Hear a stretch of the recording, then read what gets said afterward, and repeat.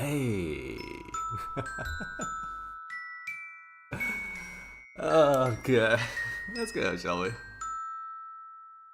Good morning. Actually, I'm very curious. Harry Potter's music copyrighted? Nah, who cares? Oh, oh my god, I think this is the first time I should be a little bit late. Hey, let's start.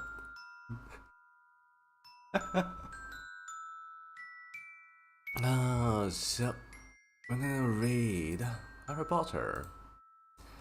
Yeah, I have never read any Harry Potter in my entire life. Neither have I watched any film about it. I think I watched one film, but that was ages ago. That was so long ago.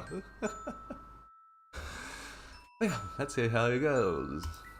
Actually, hold on, I just lost a window where I opened the Harry Potter thingy. Give me a second. I just had it a moment ago. Dun, dun, dun, dun, dun, dun. Where is it? Oh, there we go. Harry Potter. The Philosopher's Stone. I messed it up so badly. It's not the Sorcerer's Stone, it's a Philosopher's Stone. What? Oh, shit. Well, give me a second. Wait, it is the Sorcerer's Stone. So which one is it? The Sorcerer's Stone or the Philosopher's Stone? And hold on a second. Give me. Shit. Let's put me like here a little bit more. Yep, that looks better.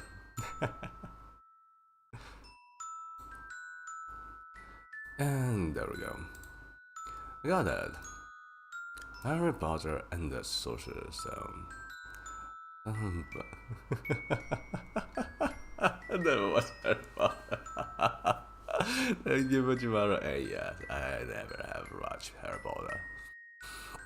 Harry Potter. Let's go. Harry Potter. Oh my god. Yeah. Actually, do you guys want to see? No. Can I? Can I? Nah. Yeah, that's not it. My name is Rich. Well, yeah, I don't usually read for people, so let's see how this is going to go. When you're holding the Bible, because it's a book. The Bible is as much of a book as a Harry Potter is a book. They're just telling stories.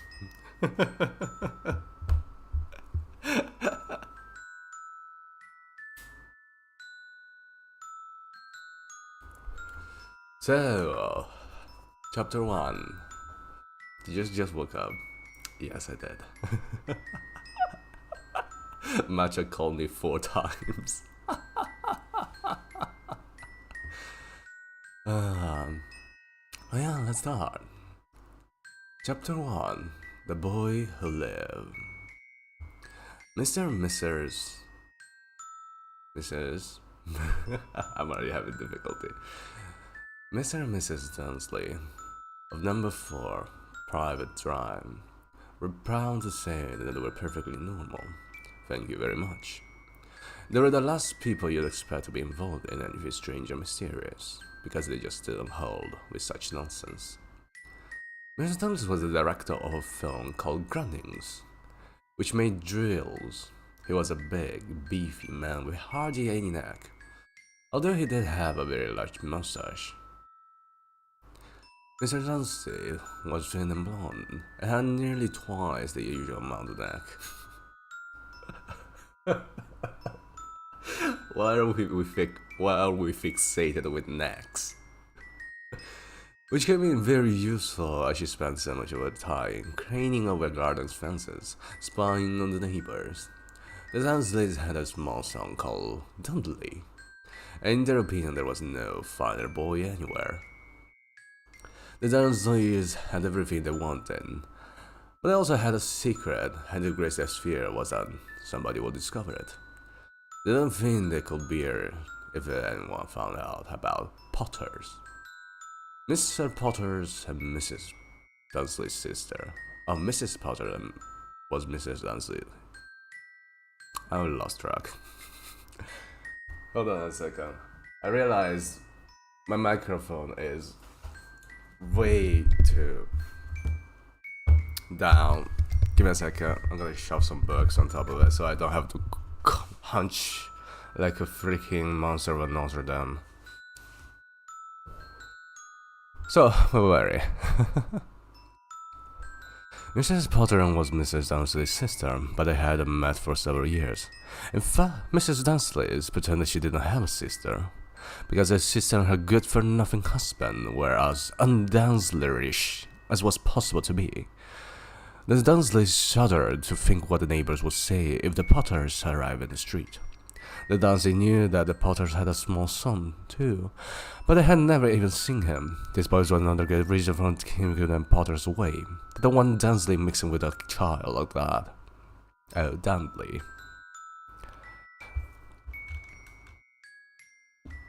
When Mr. and Mrs. Dursley woke up on a dull, grey Tuesday, a story started. There was nothing but a cloudy sky outside to suggest that the strange and mysterious things would soon be happening all over the country. Mr. Dursley hummed as he picked up his most boring type of work, and Mrs. Dursley gossiped away happily as she rested a screaming Dudley into his high chair. Dudley. I fucking hate when writers use those words that are so weird and yet so similar. None of them noticed a large, tawny owl flutter past the window. At 8:30, Mr. Dursley picked up his briefcase, pecked Mr. Dursley on the cheek, and tried to kiss Dudley goodbye, but missed, because Dudley was now having a tantrum from his cereals at the wall. Little tired, chortled Mr. Dudley as he left the house. He got into his car and back out number 4 drives. It was on the corner of the street that he noticed his first sign of something peculiar. A cat reading a map. For a second, Mr. Dursley didn't realize that he would have been seen.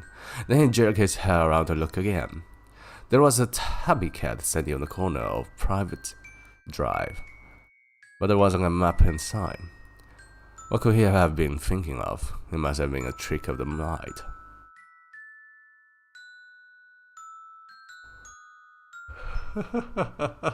Oh no, you're already falling asleep. What should we do?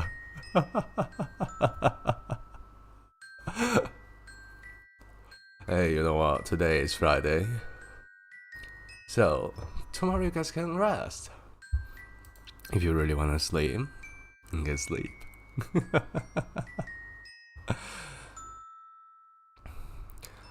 Okay. Mr. Dunn blinked and stared at the cat. It stared back.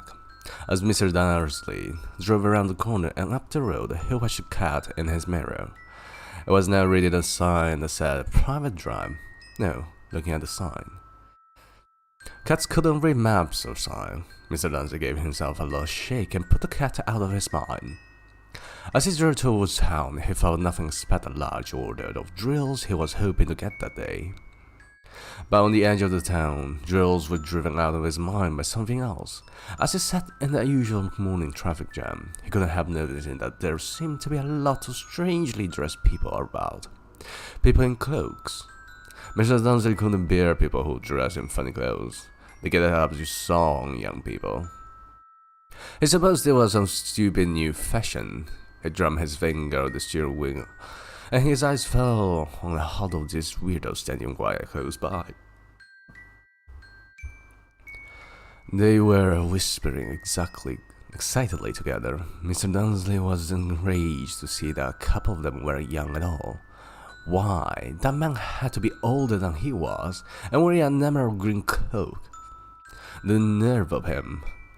But then it struck Mr. Dursley, and his was probably some silly stunt. People were obviously collecting for something. Yes, that would be it.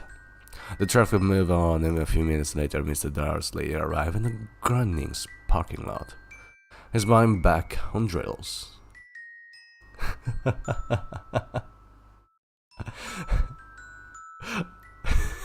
You guys are adorable. Hi. Oh my god, you guys are adorable. Mr. Dursley always sat with his back to the window in his office, on the 9th floor. If he hadn't, he might have found it hard to concentrate on drills that morning. He didn't see the owl swooping past broad daylight. The people down in the street did. They pointed and gazed, open-mouthed, as owl after owl spent over. Most of them had never seen an owl, even at that time. Mr. Dursley, however, had a perfectly normal, owl-free morning. He yelled at 5 different people, he made several important telephone calls, and shouted a bit more. He was in a very good mood until lunchtime, when he thought he'd stretch his leg and walk across the road to buy himself a bun from the bakery. He'd forgotten all about. They made a mistake here. They made a typo here. He'd forgotten all about the people in cloaks until a passing group of them next to the bakers. He eyed them angrily as he passed. He didn't know why, but they made him uneasy. This bunch were whispering excitedly, too, and he couldn't see a single collecting tin. He was on his way back past them, clutching a large donut in his bag. Then he caught a few words of what they were saying. The Potters, that's right. That's what I heard. Yes, their son, Harry. Mr. Dursley stopped dead. Fear flooded him. He looked back at the whispers, as if he wanted to say something to them, but better of it. He dashed back across the road, hurried up to his office, snapped at his secretary not to disturb him, seized his telephone, and had almost finished dialing his phone number when he changed his mind. He put the receiver back down and stroked his mustache, thinking, no, he was being stupid. Potter wasn't such an unusual name. He was sure there were lots of people called Potters, who had a son called Harry. Come to think of it, he wasn't even sure his nephew was called Harry. He never even seen the boy, never been Harvey or Harlord. There was no point in worrying Mr. Dursley. She always got so upset at the mention of her sister. He didn't blame her, if he had a sister like that. But all the same, those people in cloaks. He found it a lot hard to concentrate on drills that afternoon, and when he left the building at 5 o'clock, he was still so worried that he walked straight into someone just outside the door. Sorry, he grunted as the iron old man stumbled and almost fell. It was a few seconds before Mr. Dursley realized that the man was wearing a violet cloak. He didn't seem at all upset at being almost knocked to the ground. On the contrary, his face split into a wide smile, and he said in a squeaky voice that made passersby stare, "Don't be sorry, my dear sir, for nothing could upset me today. Rejoice, for you know who has gone at last. Even maggots like you should be celebrating this happy, happy day." And the old man hung Mr. Dursley around the middle and walked off. Mr. Dursley stood rooted to the spot. He had been hugged by a complete stranger. He also thought he had been called a muggle, whatever that was. He was rattled. He hurried to his car and set off for home, hoping he was imagining things, which he had never heard before, because he didn't approve of imagination. As he pulled into the driveway of number 4, the first thing he saw, and he didn't improve his mood, was the tabby cat he'd spotted that morning. It was not sitting on his garden wall. He was sure it was the same one. It had the same marking around his eyes. "Shoo!" said Mr. Dursley loudly. The cat didn't move. It just gave him a stern look. Was this normal cat behavior? Mr. Dursley wondered, trying to pull himself together. He let himself into the house. He was still determined not to mention anything to his wife. Mrs. Dursley had a They made another typo. Mrs. Dursley had a nice normal day. She told me over dinner all about Mrs. Oh my god, why are there so many there are so many typos here. She told me over dinner all about Mrs. Next Door's problem. With her daughter and now, Dudley had learned a new word, want. Mr. Darcy tried to act normally. When Dudley had been put to bed, he went to the living room in time to catch the last report on the evening news.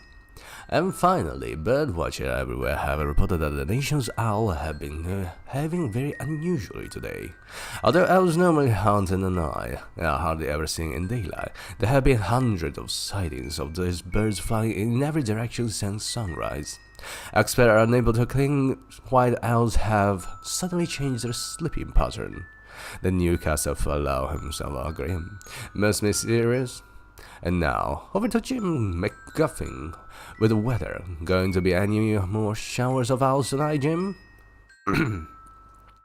Well, said the weatherman, I don't know about that, but it's not only the owls that have been acting weird oddly today. Viewers as far apart as Kent, Yorkshire, and Dundee have been pouring in to tell me that instead of the rain I promised yesterday, they've had a downpour of shooting stars. Perhaps people have been celebrating bonfire night early. It's not until next week, folks, but I can promise a wet night tonight. Mr. Dursley sat frozen in his armchair. Shooting star all over Britain? Owls flying by daylight? Mysterious people in clothes all over the place? And a whisper about the Potters. Mrs. Dursley came into the living room carrying 2 cups of tea. It was no good. He had been saying something to her. He cleared his phone memories. Penucha, dear. You haven't heard from your sister lately, have you? As you expected, Mrs. Dursley looked shocked and angry. After all, they normally pretend she didn't have a sister. No, she said, sharply. Why? Funny stuff on the news, Mr. Dursley mumbled. Owls, shooting stars, and there were a lot of funny-looking people in the town today. So, snapped Mrs. Dursley. Well, I just thought maybe it was something to do with, a crowd. Mrs. Dursley sipped her tea with pursed lip. Mr. Dursley wondered whether he dared tell her he'd heard the name Potter. He decided he didn't dare. Inside his head, as casually as he could, their son, about that age now, shouldn't he? I suppose so. Mrs. Dursley stiffed. What's his name again? Howard, isn't it? Harry. Nasty common name, if you ask me. Ah, yes, said Mr. Dursley, his heart sinking horribly. Yes, I quite agree.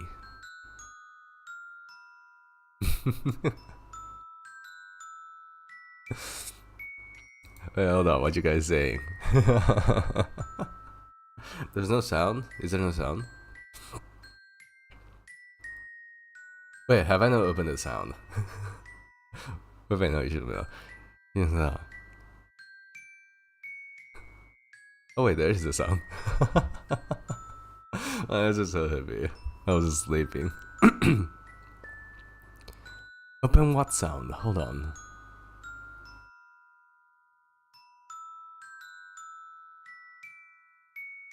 What sound?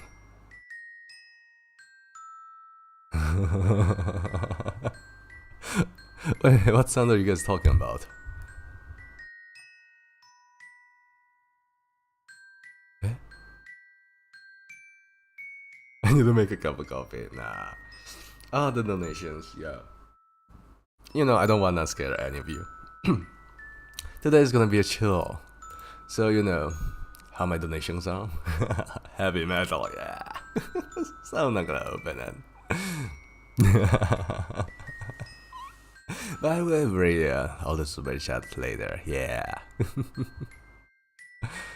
But for now, let's continue, shall we? He didn't say another word on the subject, as they were upstairs to bed. While Mrs. Dursley was in the bathroom, Mr. Dursley crept to the bedroom window and peered down into the front garden. The cat was still here. It was staring down Private Drive. As though it were waiting for something. Was I imagining things? Could all this have anything to do with the Potters? If it did, if it got out that they were related to a pair of... Well, he didn't think he could bear it. The Dursley is going to bed. Mrs. Darcy fell asleep quickly, but Mr. Dursley lay awake, turning it all over in his mind. His last comforting thought before he fell asleep was that even if the Potters were involved, there was no reason for them to come near him and Mrs. Dursley. The Potters knew very well what he and Petunia thought about them and their kind. You could see how he and Petunia could get mixed up with anything that might be going on. He yawned and turned over. It couldn't affect him. How very wrong he was. Mr. Dursley might have been drifting into an easy sleep, but the cat on the wall itself was showing no sign of sleepiness. It was sitting as still as a statue, its eyes fixed and blinking on the far corner of Private Drive. It didn't so much as quiver when a car door slammed on the next tree, nor when the 2 owls flew overhead. In fact, it was nearly midnight before the cat moved at all. A man appeared on the corner. The cat had been watching appear so suddenly, and suddenly you'd have thought he'd just pop out of the ground. The cat's tail twitched, its eyes narrowed. Nothing like this man had ever been seen on Private Drive. He was tall, thin, and very old, judging by the silvers on his hair and beard, which were both long enough to tuck into his belt. He was wearing long robes, a purple cloak that swept the ground, and high-heel, buckled boots. His blue eyes were light, bright, and sparkling behind half-moon spectacles, and his nose was very long and crooked, as though it had been broken at least twice. This man was Albus Dumbledore. Albus Dumbledore didn't seem to realize that he had just arrived in a street where everything from his name to his boots was unwelcome. He was busy rummaging in his cloak, looking for something, but he didn't seem to realize he was being watched, because he looked up suddenly at the cat, which was still staring at him from the other end of the street. For some reason, the sign on the cat seemed to amuse him. He chuckled and muttered, "I should have known." He found what he was looking for in this place in his hip pocket. It seemed to be a silver cigarette lighter. He flicked it open, held it up in the air, and clicked it. The nearest strip lamp went out with a little pop. He clicked it again. The next lamp flickered into darkness. 12 times he clicked the pot outer, until the only lights left in the whole street were 2 tiny pinpricks in the distance, which were the eyes of the cat watching him. If anyone looked out in the wind now, even beady-eyed Mr. Dursley, they wouldn't be able to see anything that was happening down on the pavement. Dumbledore slipped the pot-outer back into his cloak, and set off down the street towards number 4, where he sat down on the wall next to the cat. He didn't look at it, but after a moment he spoke to it. "Fancy seeing here, Professor McGonagall." He turned to smile at the tabby, but it had gone. Instead, he was smiling at a rather severe-looking woman, who was wearing square glasses exactly the shape of the marking the cat had around its eye. She, too, was wearing a cloak, an emerald one. Her black hair was drawn into a thin bun. A tied bun. A tight bun. She looked distinctly ruffled. "How did you know it was me?" she asked. "My dear Professor, I've never seen a cat sit so stiffly." "You'd be stiff if you'd been sitting on a brick wall all day," said Professor McGonagall. "All day? We could have been celebrating. I must have passed a dozen feasts and parties on my way here." Professor McGonagall sniffed angrily. "Oh yes, I was celebrating." "All right," she impatiently. "You'd think they'd be a bit more careful, but no, even the muggles have noticed something going on. It was on the news." She jerked her head back at the Dursley dark living room window. "I heard it. Flocks of owls, shooting star. Well, they're not completely stupid. They were bound to notice something. Shooting star down in Kent? I'll bet that was Daedalus. Those names are so weird. Daedalus Diggle. He never had much sense. You can't blame them, said Dumbledore gently. We had precious little to celebrate for 11 years. I know that, said Professor McGonagall irritably, but that's no reason to lose our heads. People are being downright careless, out on the streets in broad daylight, not even dressed in muggle clothes, swapping rumors. She threw a sharp, sideways glance at Dumbledore. Here, I was felt hoping he would going to tell her something, but he didn't, so she went on. A fine thing it would be if, on the very day you know who seemed to have disappeared, at last the muggers found out all about us. I suppose he really was gone, Dumbledore. And certainly seems so, said Dumbledore. We have much to be thankful for. Would you care for a lemon drop? A what? A lemon drop? They're a kind of muggle sweet I'm rather fond of. No, thank you, said McGonagall coldly, as for she didn't think this was the moment for lemon drop. As I say, even if you know who was gone, my dear Professor, surely a sensible person like you can't call him by his name. All this you-know-who nonsense. For 11 years I have been trying to persuade people to call him by his proper name. Voldemort. Professor McGonagall flinched, but Dumbledore, who was instinct to lemon drop, seemed not to notice. It'll get so confusing if we keep saying you-know-who. I have never seen any reason to be frightened of saying Voldemort's name. I know you haven't, said Professor McGonagall, sounding half exasperated, half admiring, but you're different. Everyone knows you're the only one you know who. Alright, Voldemort was frightened of. You flatter me, said Dumbledore calmly. Voldemort has powers I will never have. Only because you're too, well, noble to use them. It's lucky it's dark. I haven't blushed so much since Madame Pomfrey told me she liked me. I knew earmuffs. Professor McGonagall shot a sharp look at Dumbledore and said, The owls are nothing next to the rumors they are flung out. You know what they're saying about why he's disappeared, about why finally stopped them. Instead of Professor McGonagall had reached the point she was most anxious to discuss. The real reason she had been waiting on a cold, hard wall all day. For neither as a cat nor as a woman had she fixed Dumbledore with such a piercing stare as she did now. It was plain that whatever everyone was saying, she was not going to believe it until Dumbledore told her it was true. Dumbledore, however, was choosing another lemon drop and did not answer. What they're saying, she pressed on, is that last night Voldemort in Godric's Hollow. He went to find the Potters. The rumor is that Lily and James Potter that they're dead. Dumbledore bowed his head. Professor McGonagall gasped. Lily and James. I can't believe it. I don't want to believe it. Oh, Albus. Dumbledore reached out and patted her on the shoulder. I know, he said heavily. Professor McGonagall's voice trembled as she went on. That's not all.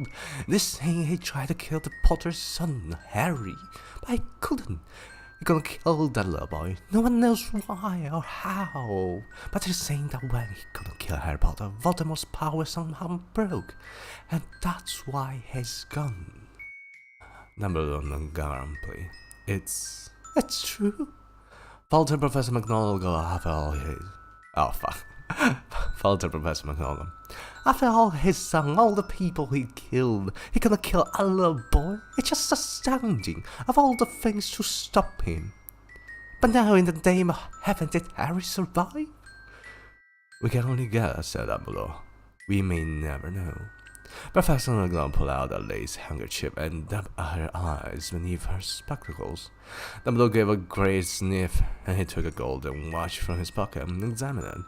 It was a very odd watch. It had 12 hands, but no numbers.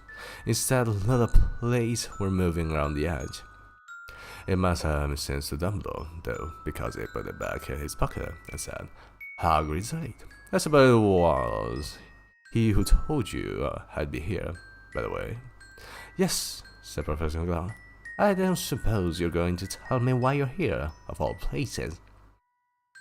I come to bring Harry to his aunt and uncle. They're the only family he has left now. You can't mean the people who live here? Cried Professor McGonagall, jumping to their feet and pointing at number 4. Dumbledore, you can't. I've been watching them all day. You gotta find you people who are less like us. And I got his son. I saw him kicking his mother all the way up the street, screaming for sweet. Harry Potter can live here? It's the best place for him, said Dumbledore firmly. His aunt and uncle will be able to explain everything to him when he's older. I've written them a letter. A letter, repeated McGonagall faintly, sitting back down on the wall. Really, Dumbledore, you think you can explain all this in a letter? These people will never understand me. He'll be famous, a legend. I wouldn't be surprised if they was known as Harry Potter Day in the future. There will be looks written about Harry. Even a child in the world will know his name.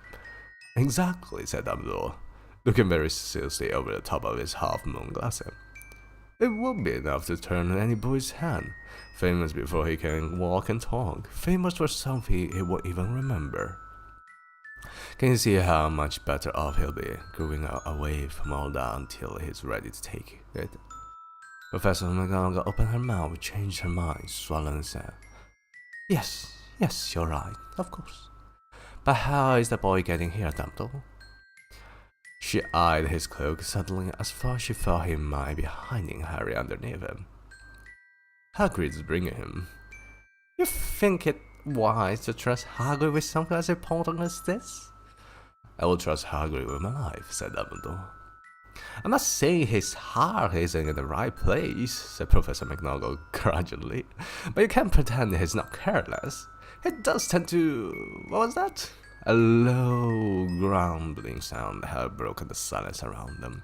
It grew steadily louder as they looked up and down the street for some sign of a headlight. As fellows were row as they both looked up the sky, and a huge motorcycle fell out of the air and landed on the road in front of them. And the motorcycle was huge. It was nothing to the man sitting on the street like it. It was almost twice as tall as a normal man, at least 5 times as wide. He looked simply too big to be allowed. And so wild, long tangles of bushy black hair and beard had most of his face. He had the size of a trash can lid. Wow, they have so many typos in here. Trash can lids. And his feet in their leather boots were like baby dolphins. In this vast and muscular arm, he was holding a bundle of blankets. Hagrid, said Dumbledore, sounding relieved. Alas, and where did you get the motorcycle? Borrowed it, Professor Dumbledore, sir. His hand giant, climbing carefully out of the motorcycle at his belt. Young Sirius Black lent it to me.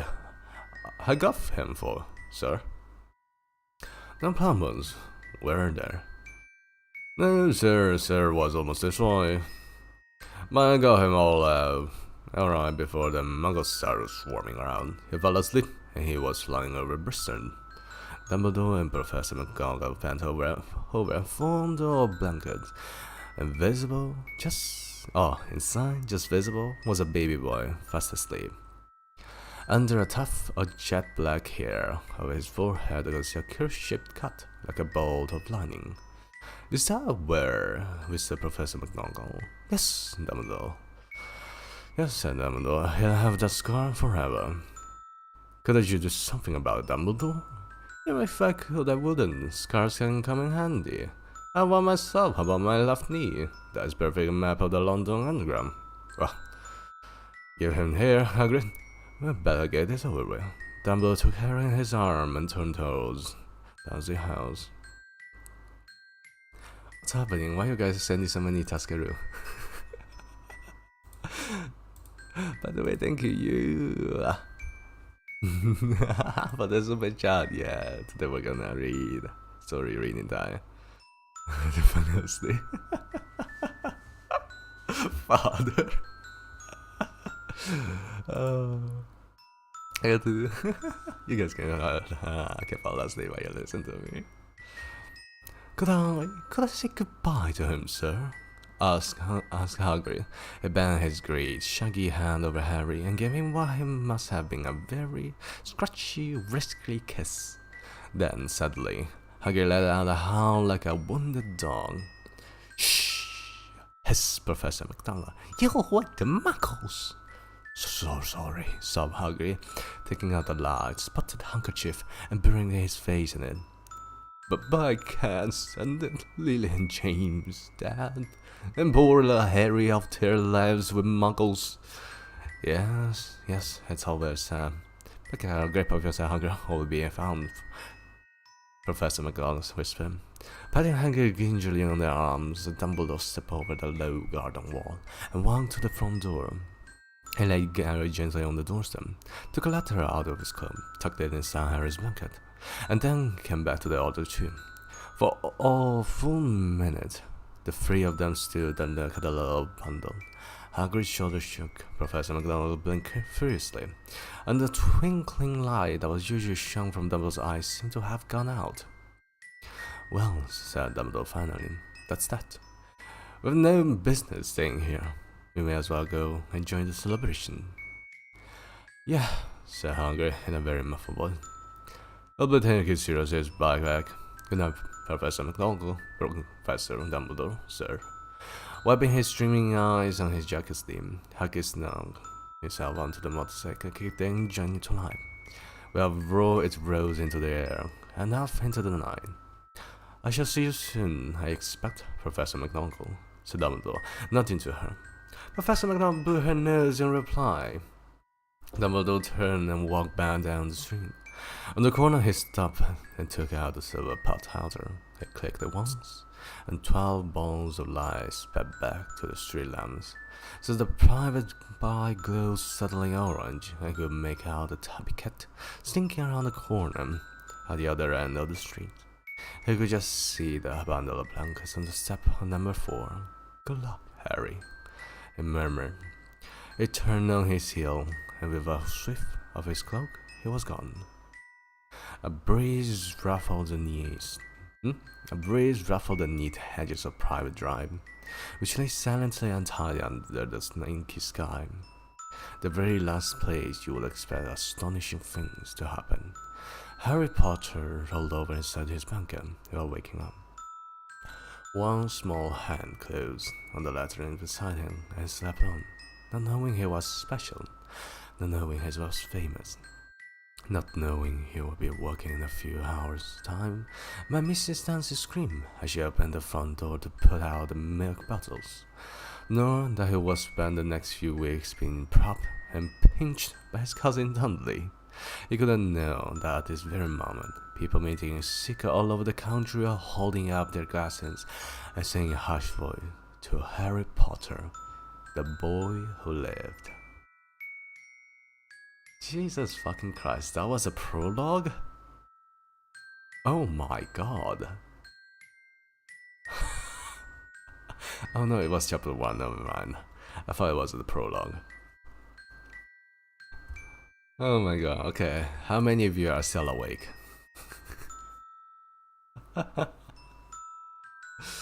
Would you do an owl impression? You want me to do an owl impression? You want the hoo hoo? Hoo hoo. Alright, hold on. Let me grab some water. Coming right back up.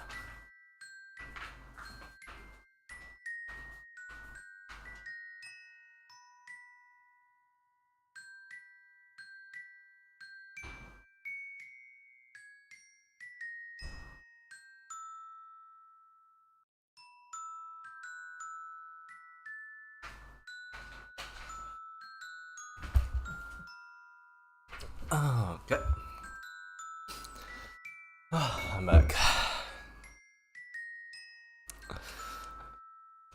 Are you going to finish the whole story? Nah, we're gonna... So in almost an hour we read 1, 2, 3, 4, 5... Oh, hold on. We read 1, 2, 3, 4, 5... 1, 2, 3, 4, 5, 6, 7, 8... Wait, what the fuck? You know what, I'm just gonna use math. We ran 11 pages in, oh, thank you, Sherry, for giving the memberships. In 40 minutes, we read 11 pages. There are in total 221, so I don't think we're gonna be able to read all of it today, but we're gonna read most of it. I mean, let's hope. There's gonna be a lot more story reading time anyway in the future, so yeah. So yeah, let's see how it goes. Chapter 2. Actually, hold on, let me check real quick. How many chapters are there? There are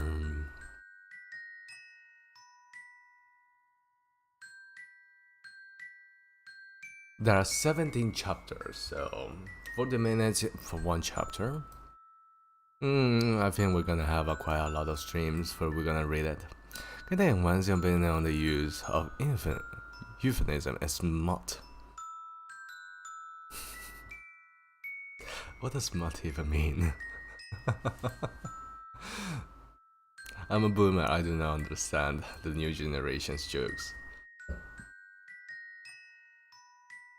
But yeah, let's continue, shall we? Chapter 2. Thank you, Tintin, for giving the membership. Okay, Chapter 2. The Vanishing Glass. Nearly 10 years had passed since the Dursley had woken up to find their nephew on the front stump, but Private Drive had hardly changed at all.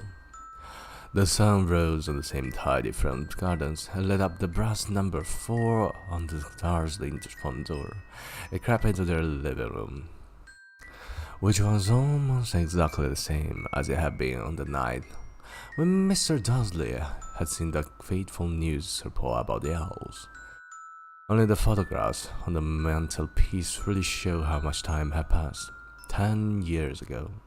There had been a lot of pictures of what looked like a large pink beach ball wearing different colored bonnets, but Dudley Dursley was no longer a baby, and now the photographs show a large blonde boy riding his first bicycle.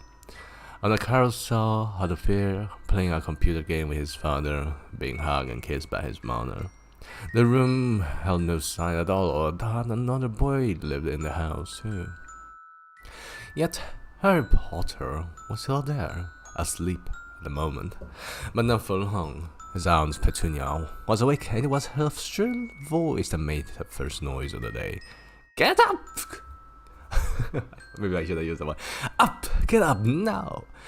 Harry woke with a start. His aunt rapped on the door again. Up! She screeched. Harry heard her walking towards the kitchen, and then the sound of the frying pan being put on the stone. He rolled onto his back and tried to remember the dream he had been having. It had been a good one. There had been a flying motorcycle in it. He had a funny feeling he'd had the same dream before. His aunt was back outside the door. Are you up yet? She demanded. Nearly, said Harry. Well, get a move on. I want you to look after the bacon. And don't you dare let it burn. I want everything perfect on I hate the name. Daddy's birthday. Thank you for giving the membership.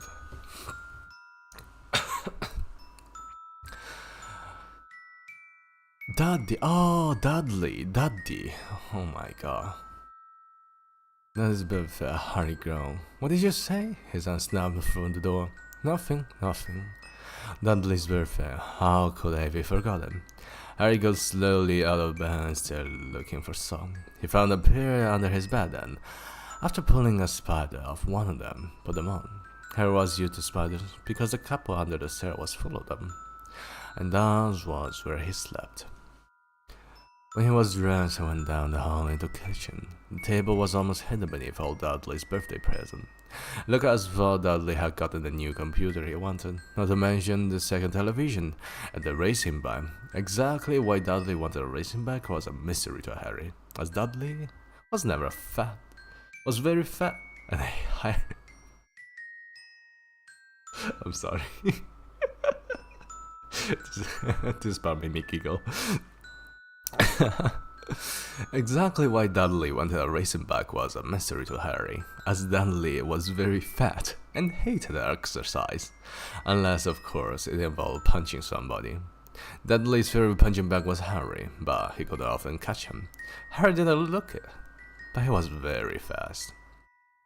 Perhaps it had something to do with living in a dark cupboard, but Harry had always been small and skinny for his age. He looked even smaller and skinnier than he really was because all he had to wear were old clothes of Dudley, and Dudley was about 4 times bigger than he was. Dudley had a thin face, knobby knees, black hair, and bright green eyes. He wore round glasses and took with a lot of scotch tape because of all the times Dudley had punched him on the nose. The only thing Harry liked about his own appearance was a very thin scar on his forehead that was shaped like a bolt of lightning. He had it as long as he could remember, and the first question he could ever remember asking his Aunt Petunia was how he had gotten it. In the car crash, when your parents died, she said, and don't ask questions. Don't ask questions. That was the first rule for a quiet life at the Dursley. Uncle Vernon went to the kitchen and Harry was turning over the bacon. "Comb your hair," he barked by way of one morning greeting. Once a week, Uncle Vernon looked over the top of his newspaper and shouted that Harry needed a haircut. Harry must have had more hairs than the rest of the boys in his class put together. But it made no difference. His hair simply grew that way, all over the place. Harry frying eggs by the time Dudley arrived in the kitchen with his mother. Dudley looked a lot like Uncle Vernon. Vernon or Vernon? I'm just gonna call Vernon.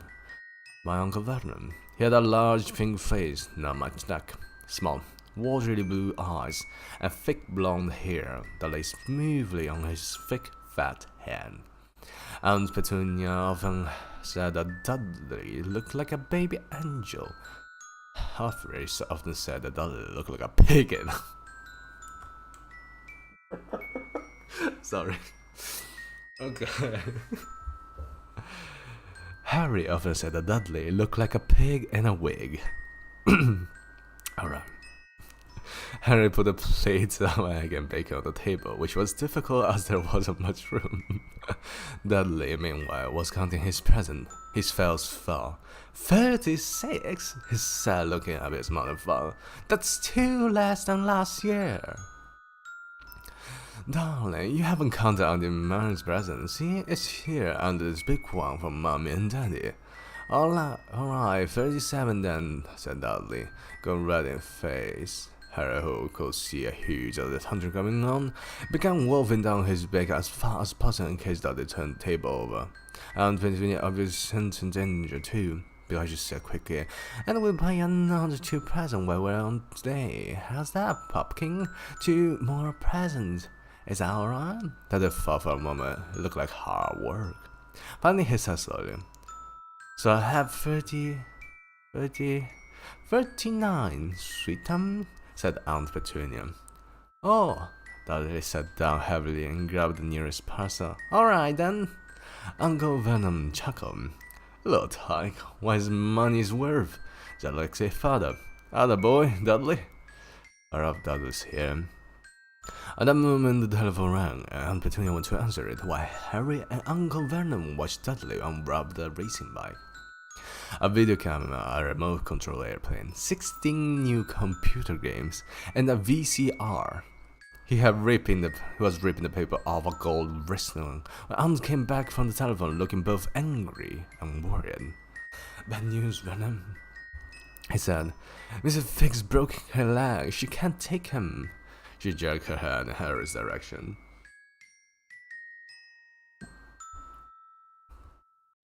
Hold on, sorry. Dudley's mouth fell open in horror, but Harry's heart gave a leap. Every year on Dudley's birthday, his parents took him and a friend out for the day, to adventure parks, hamburger restaurant, or the movie. Every year, Harry was left behind with Miss Finn, a mad old lady who lived 2 streets away. Harry hated it there. The whole house smelled of cabbage, and Mrs. Fig made him look at photographs of all the cats she'd ever owned. Now what?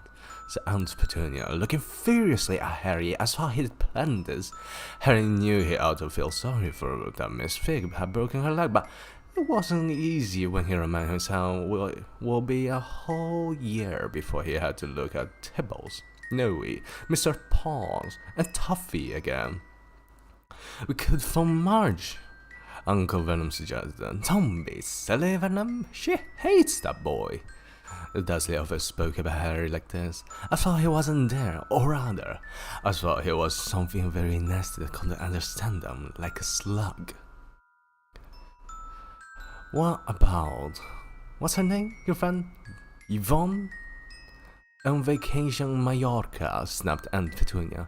You could just leave me here, Harry put in hopefully. He'd be able to watch what he wants on television for a chance, and maybe even go on Dumbledore's computer. Aunt Petunia looked at her thought he just swallowed a lemon. And come back and find his house in ruins, she snarled. I won't blow up the house, said Harry, but they weren't listening. I suppose we could take him to the zoo, said Aunt Petunia slowly, and leave him in the car. The cars knew he's not sitting in it alone, that they began to cry loudly. In fact, he wasn't really crying. It had been years since he had really cried. But he knew that if he screwed up to his face and wailed, his mother would give him anything he wanted. Dinky daddy dums don't... oh my god. What is this? Dinky daddy dums don't cry. Mommy won't let him spoil your special day, she cried, flinging her arms around him. I don't want him to come, Dudley yelled between huge pretended sobs. It always spoils everything, shot Harry, a nasty grin, for the gap in his mother's arm. Just then the doorbell rang. Oh Lord, they're here, said Aunt Petunia frantically. A moment later, Dudley's best friend, Piers Polkis, walked in with his mother. Piers was a scrawny boy with a face like a rat. He was usually the one who held people's arms behind their backs when Dudley hit them. Dudley submitted him to cry at once. Half an hour later, Harry, who couldn't believe his luck, was sitting in the deck of the Dudley's car, with Piers and Dudley. On the way into the zoo for the first time in his life, his aunt and uncle hadn't been able to think anything else to do with him. But before they'd left, Uncle Vernon had taken Harry aside. I'm warning you, he said, putting his large purple face right close to Harry. I'm warning you now, boy. Any funny business, anything at all, and you'll be in the cupboard from now until Christmas. I'm not going to do anything, said Harry, honestly. But Uncle Vernon didn't believe him. No one ever did. The problem was, strange things often happens around Harry, and it was just no good telling the Dursley he didn't make them happen. Once, Aunt Petunia, tired of Harry coming back from the barbers looking as how he hadn't been at all, he'd taken a pair of kitchen scissors and cut his hair so short he was almost bald, except for his bang, which is left to hide that horrible scar. Dudley had laughed him silly at Harry, who spent a sleepless night imagining school the next day, where he was already left for his baggy clothes and tape glasses. Next morning, however, he had gotten up to find his hair exactly as it had been before. Aunt Petunia had sheared off. He had been given a wig in his cup for this, even though he had tried to explain that he couldn't explain how it had grown back so quickly. Another time, Aunt Petunia had been trying to force himself into a revolution. A revolting old sweater of Dudley, brown with orange puff balls. The harder she tried to pull this over his hand, the smaller it seemed to become, until finally it might have fed a hand puppet. But certainly it wouldn't fit Harry. Aunt Petunia had decided it must have shrunk at a wash, and to his great relief, Harry wasn't punished. On the other hand, he got into terrible trouble for being found on the floor, on the roof of the school's kitchens. Okay. Dudley again had been chasing him as usual, and as much to her surprise as anyone else, there he was, sitting on the chimney. The Dursley had received a very angry letter from Harry's headmistress, telling them Harry had been climbing school buildings, but all he tried to do, as he shouted at Uncle Vernon through the locked door of his cupboard, was jump behind the big trash cans outside the kitchen doors. Harry supposed that the wind must have caught him mid-jump.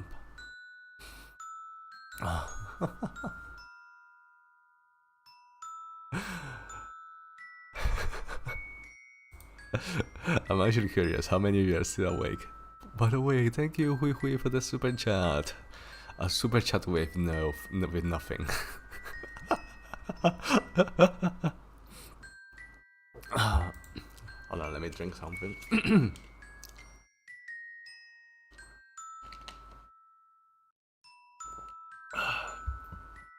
Awake, awake. Not many of you are still awake, I see.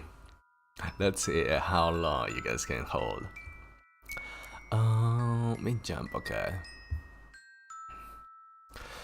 But today, nothing was going to wrong. It was even worse being with Dudley and appears to be spending the day somewhere that wasn't school, his cupboard, was a fixed cabbage-smelling living room. While he drove, Uncle Vernon complained to Aunt Petunia. He liked to complain about things. People at work, Harry, the council, Harry, the bank, and Harry, with just a few of his favorite subjects. This morning, it was motorcycles. Roaring along like maniacs, the young hoodlums, he said, as a motorcycle overtook them. I had a dream about motorcycles, said Harry, remembering settling. It was fine. Uncle Vernon nearly crashed into the car in front. He turned around in his seat and yelled at Harry, his face like a gigantic beet with a massage. Motorcycles don't fly. Thunder Pierce sniggered. I know they don't, said Harry. It was only a dream. But he wished he hadn't said anything. There was one thing the Dursley had even more than his aggressions. It was his talking about anything acting in a way it shouldn't. No matter if it was a dream or even a cartoon. He seemed to think that he might get dangerous ideas. It was a very sunny Saturday, and the zoo was crowded with families. The Dursley bought Dudley and Pierre's large chocolate ice cream at the entrance, and then, because his smiling lady in the van had asked Harry what he wanted before, they could hurry him away. They bought him a cheap lemon ice pop. It wasn't bad either, Harry thought, licking it as they watched a gorilla scratching its head. It looked remarkably like Dudley, except that it wasn't blonde. Harry handled Ben's morning. He had in a long time. He was careful to walk a little way. Another typo. He was careful to walk a little way apart from the Dursley to the Dudley and Pierce, who were starting to get bored with animals by lunchtime. Wouldn't found bound their favorite hobby of sitting. They all ate at the zoo restaurant, and when Dudley had a tangent because his knickerbocker. There are so many words I've never seen before. It's so British. Then I had enough ice cream on top. Uncle Vernon bought him another one, and Harry was allowed to finish the first. Harry felt, afterward, that he should have known it was all too good to last. After lunch, they went to the Reptile house. It was cool and dark in here. With it, windows all along walls, behind glass, all sorts of lizards and snakes were coiled and slithering over bits of wood and stone. Dudley and Pierce wanted to see huge poisonous cobras and thick man-crushing pythons. Dudley quickly found the largest snake in the place. It could have wrapped its body twice around Uncle Vernon's car and crushed it into a crush can. By the moment, it didn't look in the mood. In fact, it was fast asleep. Dudley stood with his nose pressed against the glass, staring at the glistening brown coils. Make a move! He whined at his father. Uncle Vernon tapped on the glass, but the snake didn't bulge. Do it again, Dudley ordered. Uncle Venom rubbed the glass smartly with his knuckle. But the snake just snoozed on. This is boring, the animal. He shuffled away. Harry moved in front of them and looked intently at the snake. He wouldn't have been surprised if it had died of boredom itself. No company expects stupid people drumming their finger on the glass trying to disturb it all day long. It was worse than having a couple as a bedroom, where the only visitor was Aunt Petunia hammering on the door to wake him up. At least, he got to visit the rest of the house. The snake suddenly opened its beady eyes slowly, very slowly, and raised its head until its eye was on a level with Harry's. It winked. Harry stared. Then he looked quickly around to see if anyone was watching. They weren't. He looked back and the snake winked too. The snake jerked its head towards Uncle Venom and Dudley, then raised its eyes to the ceiling. It gave Harry a look quite plainly. I get that all the time. I know, Harry murmured for the gods, though he wasn't sure the snake could hear him. This must be really annoying. The snake nodded vigorously, and I just realized. Alright, background music back. The snake nodded vigorously. Where do you come from, anyway? Harry asked. The snake jabbed its tail at a little sign next to the glass. Harry peered at it. Boa Constrictor, Brazil. Was it nicer? The boa constrictor jabbed its tail at the sign again, and Harry read on. This person was bred in the zoo.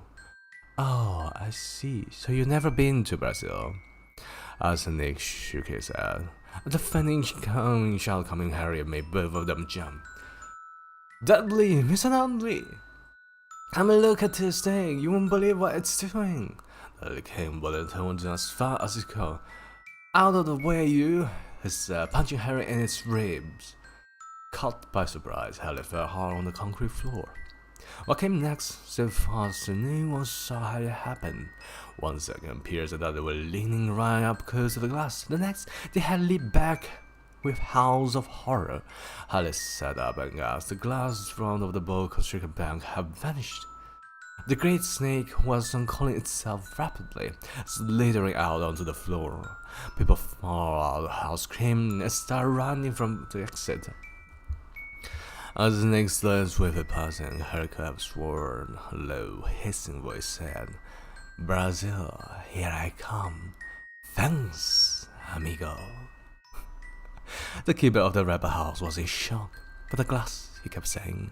Where did the glass go? The zoo director himself made Aunt Petunia a cup of strong, sweet tea, while I apologized over and over again. Pierce and Dudley could only gibber. As far as Harry had been, the snake hadn't done anything except snap playfully at their heels as it passed. But by the time they were all back, Uncle Venom came. Dudley was telling them how it had nearly bitten off his finger, while Pierce was swearing it had tried to squeeze him to death. But worst of all, for Harry at last, was Pierce coming down enough to say, Harry was talking to you, weren't you, Harry? Uncle Vernon waited until Pierce was safely out of the house before starting on Harry. He was so angry he could hardly speak. He managed to say, Go, cover, stay, no meals. Before he collapsed into a chair, and Aunt Petunia had to run and get him a large brandy. Thank you. Shit. I need to Google Translate. The first one, I cannot read the first one. Thank you for the membership. Alright. 木语男 Thank you, 木语. Alright. Let's keep on going. Chapter 2 is almost done, by the way. Harry lay in his dark cupboard much later, wishing he had a watch. He didn't know what time it was. And he couldn't be sure that Dursley were asleep yet. Until they were, he could not really sneak into the kitchen for some food. He lived with Dursley almost 10 years. 10 miserable years.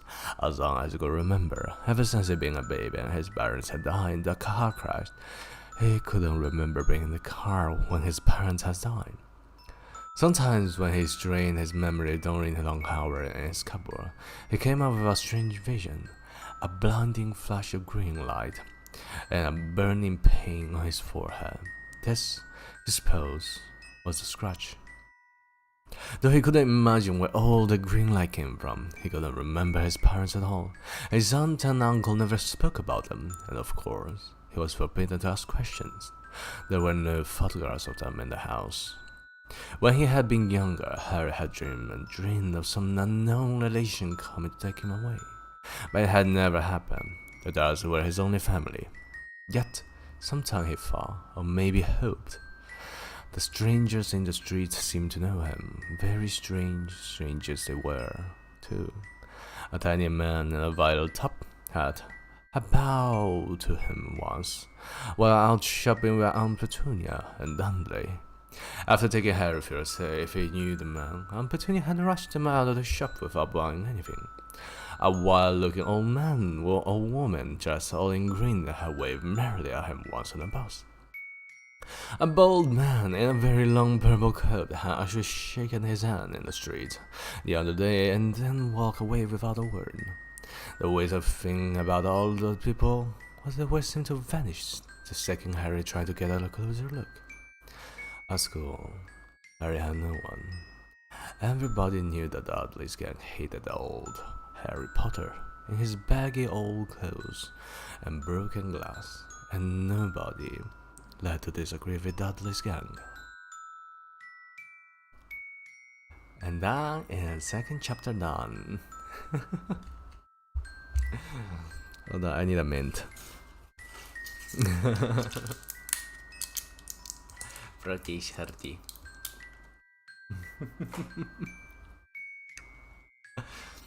Wow, we're going way faster than I actually thought it was going to be.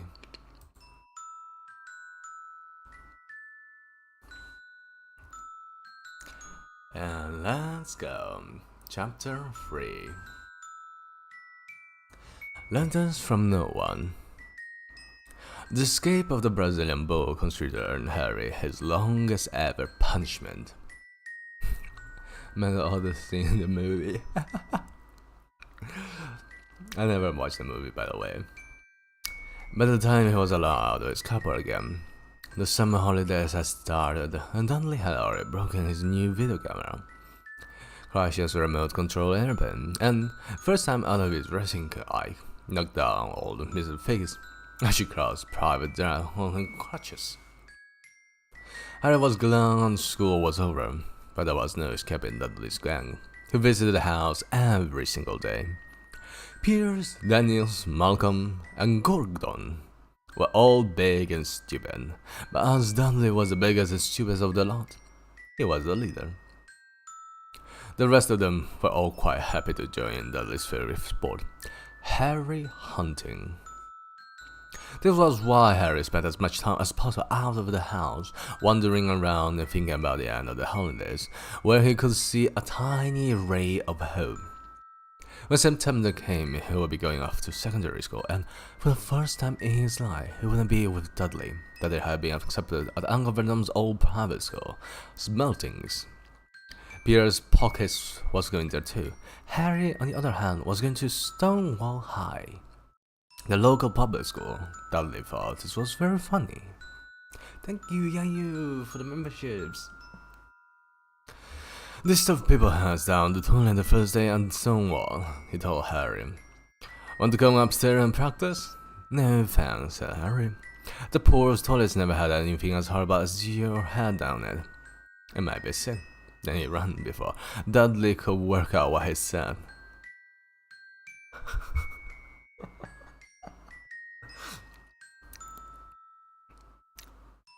That was such a good comeback. That was such a...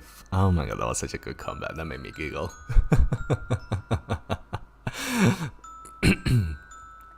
One day in July, Aunt Petunia took Dudley to London to buy his smelting uniform, leaving Harry at Mrs. Fig. And Mrs. Fig wasn't as bad as usual. It turned out she'd broken her leg tripping over one of her cats, and she didn't seem quite as fond of them as them before. She let Harry watch television and gave him a bit of chocolate cake, the taste as far she had it for several years. The evening, Dudley paraded around the living room from the family in his brand new uniform. Spalding's boys wore maroon tailcoats, orange knickerbockers, and flat straw hats called boaters. They also carried knobbly sticks, used for hitting each other while the teacher wasn't looking. They were supposed to be a good training for later life. As he looked at Dudley in his new knickerbockers, Uncle Vernon said gruffly that it was the proudest moment of his life. Aunt Petunia burst into tears and said she couldn't believe it. Was her cold? Oh my god! Wow, those cold Dudley Kings. It was her Uncle Dudley Kings. It looked so handsome and grown up. Harry didn't trust himself to save. He felt tears of his rim already had become from trying not to laugh. There was a horrible smell in the kitchen the next morning when Harry went in for breakfast. It seemed to be coming from a large metal tub in the sink. He went to have a look. That was full of what looked like dirty rags swimming in grey water. "What's this?" he asked Aunt Petunia. Her lips tightened as she did for the doctor to ask a question. "Your new school uniform," she said. Harry looked about and go, "Oh," he said. "I didn't realize it had to be so wet." "Don't be stupid," snapped Aunt Petunia. "Undying someone down is old thing great for you." It looked like everyone else when it vanished. Harry still stopped this, but thought best not to argue. He sat down at the table and tried not to think about how he was going to look on his first day at Stonewall High. He was wearing bits of old elephant skin, probably. Dudley and Uncle Vernon came in both with wrinkled noses because of the smell from Harry's new uniform. Uncle Vernon opened his newspaper. As usual, sorry. Oh my god. The mint almost went down my throat. I opened his newspaper as usual and Dudley had banged his melting stick, which he carried everywhere on the table. He heard the click of the mail slot and floppy letters on the doormat. "Get the mail, Dudley," said Uncle Vernon from behind his paper. "Make Harry get it." "Get the mail, Harry." "Make Dudley get it." "Poke him with his melting stick." Dudley. Harry dodged the smelting stick and went to get the mail. 3 things lay on the doormat: a postcard from Uncle Vernon's sister Marge, who was on vacation on the Isle of Wight, a brown envelope that looked like a bill, and a letter for Harry. Harry picked it up and stared at him. His heart drawn like a gigantic elastic band. No one ever in his whole life had written to him. Who would? He had no friends, no relatives. He didn't belong to the library, so he never ever got rude notes asking for books back. Yet here it was, a letter, addressed so plainly, there could be no mistakes. Mr. Harry Potter, the cupboard under the stair, 4th Private Drive, Little Winging, Surrey. The envelope was thick and heavy, made of yellowish parchment, and the address was written in emerald green ink. There was no stamp. Turning the envelope over, his hand trembling, Harry saw a purple wax seal bearing a coat of arms. A lion, an eagle, a badger, and a snake surrounding a large letter H. "Hurry up, boy!" shouted Uncle Vernon from his kitchen. "What are you doing? Checking out for 11 bombs?" He chuckled at his own joke. Harry went to the kitchen, still staring at his letter. He handed Uncle Vernon the bill and the postcard, sat down, and slowly began to open the yellow envelope. Uncle ripped open the bill, snorted in disgust, and flipped over the postcard. "Marge is here," informed Aunt Petunia. "It's a funny Wilk." "Dad," said Dad suddenly, "Dad, Harry's got something." Harry was at the point of unfolding his letter, which was written on the same heavy parchment as the envelope, when it was just shoved out of his hand by Uncle Vernon. "That's mine," said Harry, trying to snatch it back. "Who'll be writing to you?" sneered Uncle Vernon, shaking the letters open with one hand and glancing at it. His face went from red to green faster than a set of traffic lights. In the stopper wasn't used to being ignored. He gave his father a sharp tap on the hand with his melting stick. "I want to read a letter," he said loudly. "I want to read it," said Harry fiercely, "as it's mine." "Get out, both of you!" croaked Uncle Vernon, stuffing the letter back inside the envelope. Harry didn't move. "I want my letter," he shouted. "Let me see it," demanded Dudley. "Out!" roared Uncle Vernon. And he took both Harry and Dudley by the scruff of their necks and threw them into the hall, slamming the kitchen door behind them. Harry and Dudley Plumpy had a furious but silent fight over who would listen at the keyhole. Dudley won. So Harry, his glasses dangling from one ear, lay flat on his stomach to listen at the crack between door and floor. "Vernon," Aunt Petunia was saying in a quiver, "look at the dress. How could they possibly know where he sleeps? You don't think they're watching our house? Watching, spying." "I should be something following us," muttered Uncle Vernon wildly. "But what should we do, Vernon? Should we wipe back? Tell them we don't want—" Harry could see Uncle Vernon's shiny black shoes pacing up and down the kitchen. "No," he said firmly, "no, we'll ignore it. If they don't get an answer, yes, that's best. We won't do anything." Voldemort stopping you reading the story. I mean, the mint is not melting. Give me a second, let me melt the mint.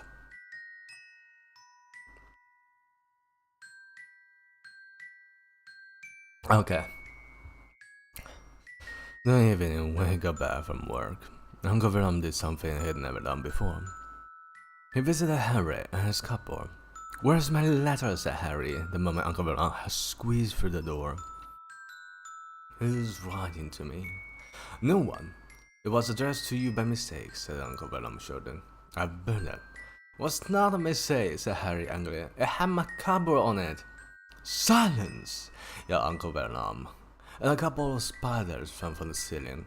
He took a few deep breaths and forced his face into a smile which looked quite painful. Yes, Harry, about this cupboard, your aunt and I have been thinking. You're really getting a bit big for it. It might be nice if you move into Dudley's second room." "Why?" said Harry. "Don't ask questions," snapped his uncle. "Take this stuff upstairs now." And that is how I have 4 bedrooms. One for Uncle Vernon's and Aunt Petunia, one for visitor, usually Uncle Vernon's sister, Marge. One where Daddy slept, and one where Daddy kept all the toys and things that he wouldn't fit into his first bedroom. And to have one cheaper set to move everything he owned from the cupboard to his bedroom. He sat down on the bed and stared around him. Nearly everything in here was broken. The month-old video camera was laying on top of a small working tank Dudley had once driven over the next door's neighbor's dog. In the equivalent was the first ever television set, which had put his foot through when his favorite program had been cancelled. There was a large birdcage, which once held a parrot that Dudley had snuck at school for a real air rifle, which was up on the shelf with an annual band because Dudley had sat on it. Other shelves were full of books. They were the only things in the room that looked as though they'd never been touched. From downstairs came the sound of Dudley's bawling at his mother. "I don't want him in there. I need that room. Make him get out." Harry sighed and stretched out the bed. Yesterday he gave anything to be up here. Today he'd rather be back in his cupboard with that letter than up here without it. Next morning at breakfast, everyone was right, good quiet. Dudley was in shock. He screamed, walked to his father with his hesitancy, being sick on purpose, kicked his mother, and threw his tortoise through the greenhouse roof. And he still didn't have his room back. Harry was thinking about his time yesterday, and bitterly wishing he'd opened the letter in the hall. Uncle Vernon and Petunia kept looking at each other darkly. When the mail arrived, Uncle Vernon, who seemed to be trying to be nice to Harry, made Dudley go and get it. They heard him banging with his belted stick all the way down the hall. Then he shouted, There's another one. Mr. Harry Potter, the smallest bedroom, 4th private drive.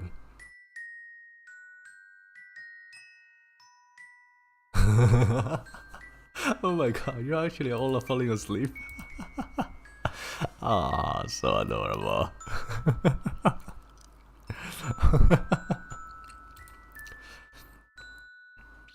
With a single cry, Uncle Vernon leaped from his seat and ran down the hall. Harry right behind me. Uncle Vernon had to wrestle Dudley to the ground to get Harry for him, which was made difficult by the fact that Harry had grabbed Uncle Vernon around the neck from behind. After a minute, of course, in which everyone got hit a lot by the smell of the sick, Uncle Vernon straightened up, gasping for breath, with Harry's ledger clutching in his hand. "Got to your cupboard, I mean your bedroom," wheezed Harry. "Dudley, go, just go." Harry walked around his new room. Someone knew he had moved out of his cupboard, and they seemed to know he didn't receive his first letter. Surely that meant that I'd try again, and this time he made sure that of fail. He had a plan.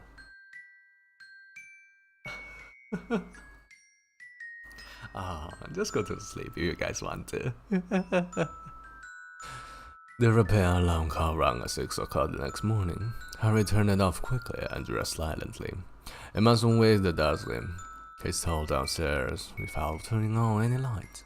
He was going to wait for the postman in the corner of Private Drive and get the letters for number 4 first. His heart hammered as he crept across the dark hall.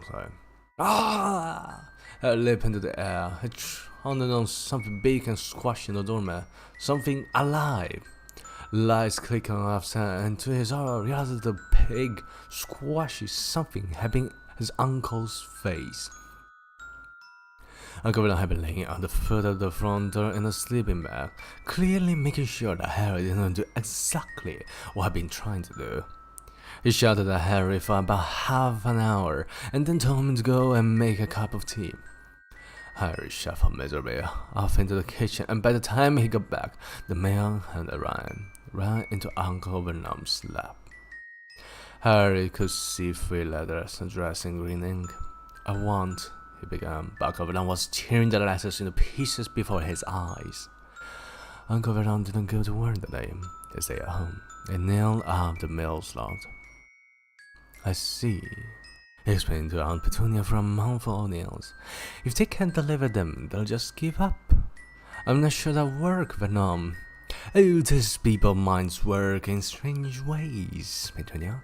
They're not like you and me," said Uncle Vernon, trying to knock in the nail with a piece of fruitcake Aunt Petunia had just brought him.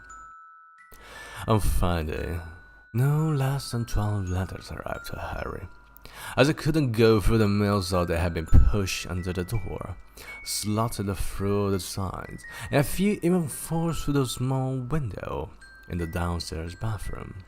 Uncle Vernon stayed at home again. After burning all the letters, he got out a hammer and nails and bored out cracks around the front and back door so no one could go in. He hummed tiptoe through the tulips as it worked, and jumped a small noise.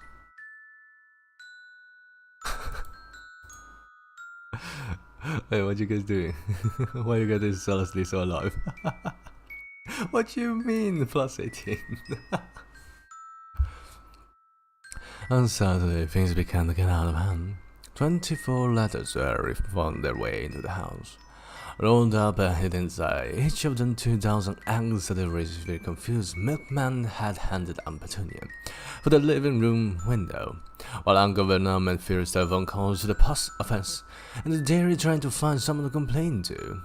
Aunt Petunia shredded the letters in her food processor. "Who on earth wants to talk to you this badly?" Dudley asked Harry in amazement. On Sunday morning, Uncle Vernon sat down at the breakfast table looking tired and rather ill, but happy. "No past on Sundays," he reminded them cheerfully as he spread marmalade on his newspaper. "No damn letters today. Something came whizzing down the kitchen chimney as he spoke and caught me sharply on the back of the head. Next morning, 30 or 40 letters came pelting down out of the fireplace like bullets. The Dursley down, but Harry leaped into the air trying to catch one. Out! Out! Uncle Vernon seized Harry around the waist and threw him into the hall, while Aunt Petunia and Dudley had run out their arms over their faces into the room, bouncing out the walls and the floor. That does it, said Uncle Vernon, trying to speak calmly but pulling grape tufts out of his moustache at the same time. I want you all back here in 5 minutes, ready to leave. We're going away. Just pack some clothes, no arguments. He looked so dangerous with half his muscle missing that no one dare argue. 10 minutes later, they had ran away for the boarded up doors and were in the car. Speeding towards the highway, Dudley was sniffling at the back seat. His father had hit him around the head for holding them up while he tried to pack his television, VCR, and computer in his sport bag. They drove, and they drove. Even Aunt Petunia didn't dare ask where they were going. Every now and then, Uncle Vernon would take a sharp turn and drive in the opposite direction for a while.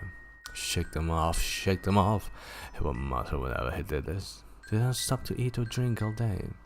At nightfall, Dudley was howling. He never had such a bad day in his life. He was hungry. He missed 5 television programs he wanted to see, and he'd never gone so long without blowing up an alien on his computer. Uncle Vernon stopped at the last time, a gloomy-looking hotel on the outskirts of the city.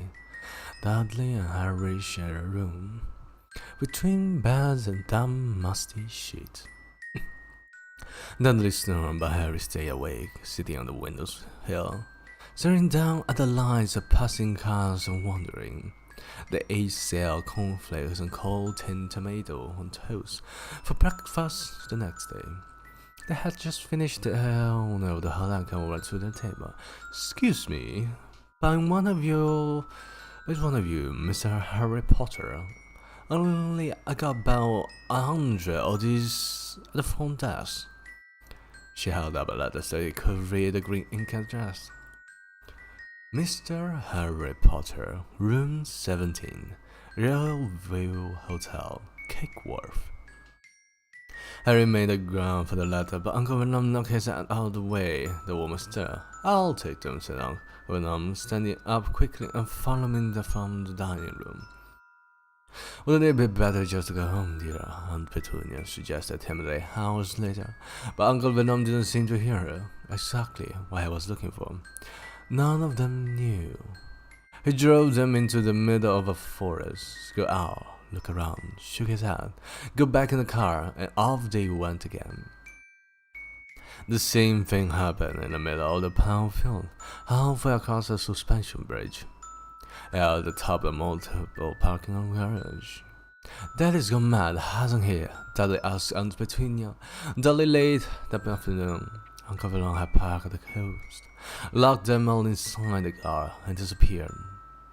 It started to rain. Great drum beats on the roof of the car. Dudley sniveled. "It's Monday," he told his mother. "They're great Humbertos on tonight. I want to stay home and watch television." Monday. This reminded Harry of something. It was Monday, and you could usually count on Dudley to know the days of the week because of television. Then tomorrow, Tuesday, was Harry's 11th birthday. Of course, his birthday was never exactly fun. Last year, Dursley had given him a coat hanger and a pair of Uncle Vernon's old socks. Still, you weren't 11 every day. Uncle Vernon was back and he was smiling. He also carried a long, thin package and didn't answer. Aunt Petunia, when she asked what he bought, found the perfect place, he said. "Come on, everyone." Fuck, I lost track. Okay, there it is. Sorry. It was very cold outside the car. Uncle Vernon was pointing at what looked like a large rock way out at sea. Perched on top of the rock was the most miserable shack you can imagine. One thing was certain, there was no television there. Stone forecast tonight, said Uncle Long gleefully, clapping his hands together, and this gentleman's kindly agreed to lend us his bow. A toothless old man came rumbling up to them, pointing with a rather wicked grin at an old rowboat bobbing in the iron-grey water below them. "I've already got us some rations," said Uncle Vernon, "so all aboard." It was freezing in the boat. Icy seas, spray and rain crept down their necks, and the chill of wind whipped their faces. Ava was even like ours. They reached the rock, where Uncle Vernon, slipping and sliding, led the way to the broken-down house. The inside was horrible. It smelled strongly of seaweed. The wind whistled through the gaps in the wooden walls, and the fireplace was damp and empty. There were only 2 rooms. Uncle Vernon's ration turned out to be a bag of chips, each, and 4 bananas. He tried to start a fire. Empty chip bags just smoked and shivered. "Could do with some of those letters now, eh?" he said cheerfully. He wasn't very good man. Obviously, he thought nobody stood a chance of reaching them here in a storm to deliver mail. Hagrid privately agreed, though the thought didn't cheer him up at all. As night fell, the promised storm blew up around them. Spray from the highway splattered the walls of the hut, and a fierce wind rattled the 50 windows. Filthy windows. Aunt Petunia found a new moldy blanket in the second room and made up a bed for Dudley, and a moth-eaten sofa. She and Uncle Vernon went off to the lumpy bed next door, and Henry was left to find the softest bit of floor he could and curl up under the thinnest, moss-ragged blanket. The storm raged more and more ferocity as the night went on. Harry couldn't sleep. He shivered and turned over, trying to get comfortable, his stomach rumbling with hunger. Dudley's snore was drowned by the low howls of thunder the star near midnight. The light and eye of Dudley's watch, which was dangling over the edge of the sofa of his fat wrist, told Harry he'd be 11 in 10 minutes. He lay and watched his birthday tick near, wondering if the Dursley were remembered at all, wondering where the letter writers was now. 5 minutes to go. Harry heard something creak aside. He hoped the roof was going to fall in, although he might be warm if it did. 4 minutes to go. Maybe the house and private drive would be so full of letters when they got back that he'd be able to steal one somehow. 3 minutes to go. Was that the sea stepping high on the rock like that? And 2 minutes to go. What was that funny crunchy noise? Was the rock crumbling into the sea? 1 minute to go, and he'd be 11. 30 seconds, 20, 10, 9. Maybe he'd wake Dudley up. Just annoying. 3, 2, 1. The whole shack shivered, and Harry sat bolt up dry, staring at the door. Someone was outside, knocking to come in.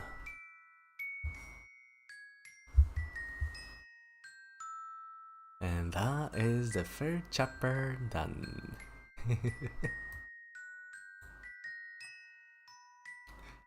Let's see, how many of you are still awake?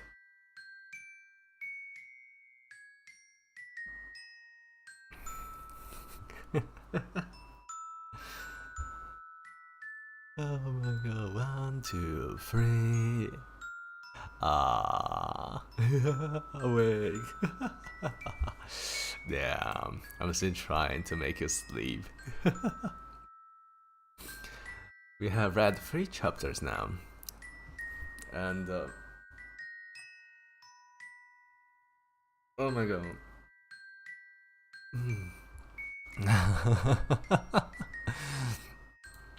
No sleeping challenge? Who knows? Maybe it is a no sleeping challenge for you guys.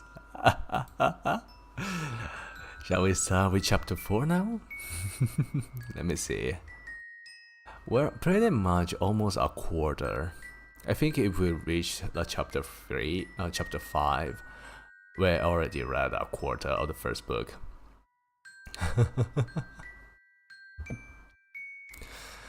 Yeah, let's start chapter 4. I wanna see how long all of you can last until you fall asleep. Chapter 4. The Keeper of the Key. Boom! They knocked again. Dudley jerked away. "Where's the cannon?" he said stupidly. There was a crash behind them. Uncle Vernon came skidding into the room. He was holding a rifle in his hand. Now they knew why he had been along. He was holding. Now they knew what had been in the room package he had brought with them. "Who's there?" he shouted. "I warn you, I'm armed." There was a pause, then smash. The doors were hit with such force that it swung clean off its hinges. A deafening crash landed flat on the door. A giant of a man was standing in the doorway. His face was almost completely hidden by a long, shaggy mane of hair and a wild, tangled beard, but you could make out his eyes, glinting like black beetles under all that hair. The giant squeezed his way into the hut, stooping so that his head just brushed the ceiling. He bent down, picked up the door, and fitted it easily back into its frame. The noise of the rooms outside dropped a little. He turned to look at them all.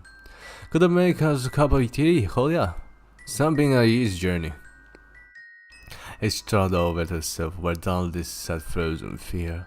"Banjab, be a great lamp," said the stranger.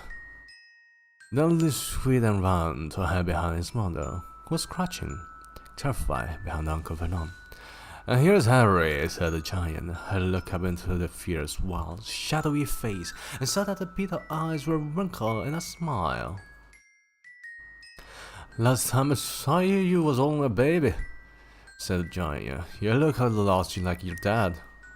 But we got your mom's eyes." Uncle Vernon made a funny, rasping noise. "I demand that you leave at once, sir," he said. "You're breaking and entering." "Ah, shut up, Dursley, you great poon," said Giant. He reached over the back of the sofa, jerked the gun out of Uncle Vernon's hand, bent it into a knot instantly as if it had been made of rubber, and threw it into a corner of the room. Uncle Vernon made an odd funny noise, like a mouse being trodden on. "Anyway, Harry," said the giant, turning his back on Dursley, "a very happy birthday to you. Got some for you, yeah? I must sell on it at some point, but it'll taste alright." From all inside pocket of his black coat, he pulled a slightly squashed box. Harry opened it with trembling fingers. Inside was a large, sticky chocolate cake. "Be happy birthday, Harry," written on it in green icing. Harry looked up at the giant. He meant to say thank you, but the words got lost on the way into his mouth. And what he said instead was, "Who are you?" The giant chuckled. "True, I have introduced myself. Rebus Hagrid, keeper of keys and grounds at Hogwarts." He held out the most hand and shook Harry's whole arm. "What about the tea then, hey?" he said, rubbing his hands together. I'd not say no to her somewhat stronger if you got it, mind." Oh lord, he's Scottish. He's 100% Scottish. His eye fell on the empty grate with the shriveled chips bag in it, and he snorted. He bent down over the fire there, couldn't see what he was doing, but when he drew back a second later, there was rolling fire there. He filled the whole damn house with flickering light, and Harry felt a warm wash over him after he sunk into a hot bath.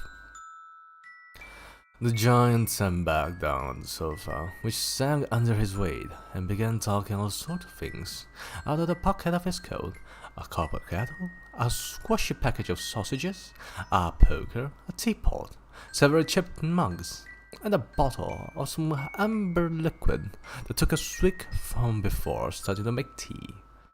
The hut was full of the sound and smell of seasoned sausage. Nobody said a thing while the giant was working, but as he signed the first 6 fat, juicy, highly burned sausage from the bucket, Dudley fidgeted a little. Uncle Venom said sharply, "Don't touch anything he gives you, Dudley." The giant chuckled darkly.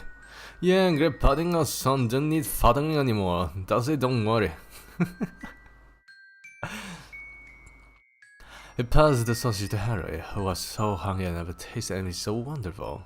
But he still couldn't take his eyes off the giant. Finally, as nobody seemed about to explain anything, he said, "I'm sorry, but I still don't really know who you are."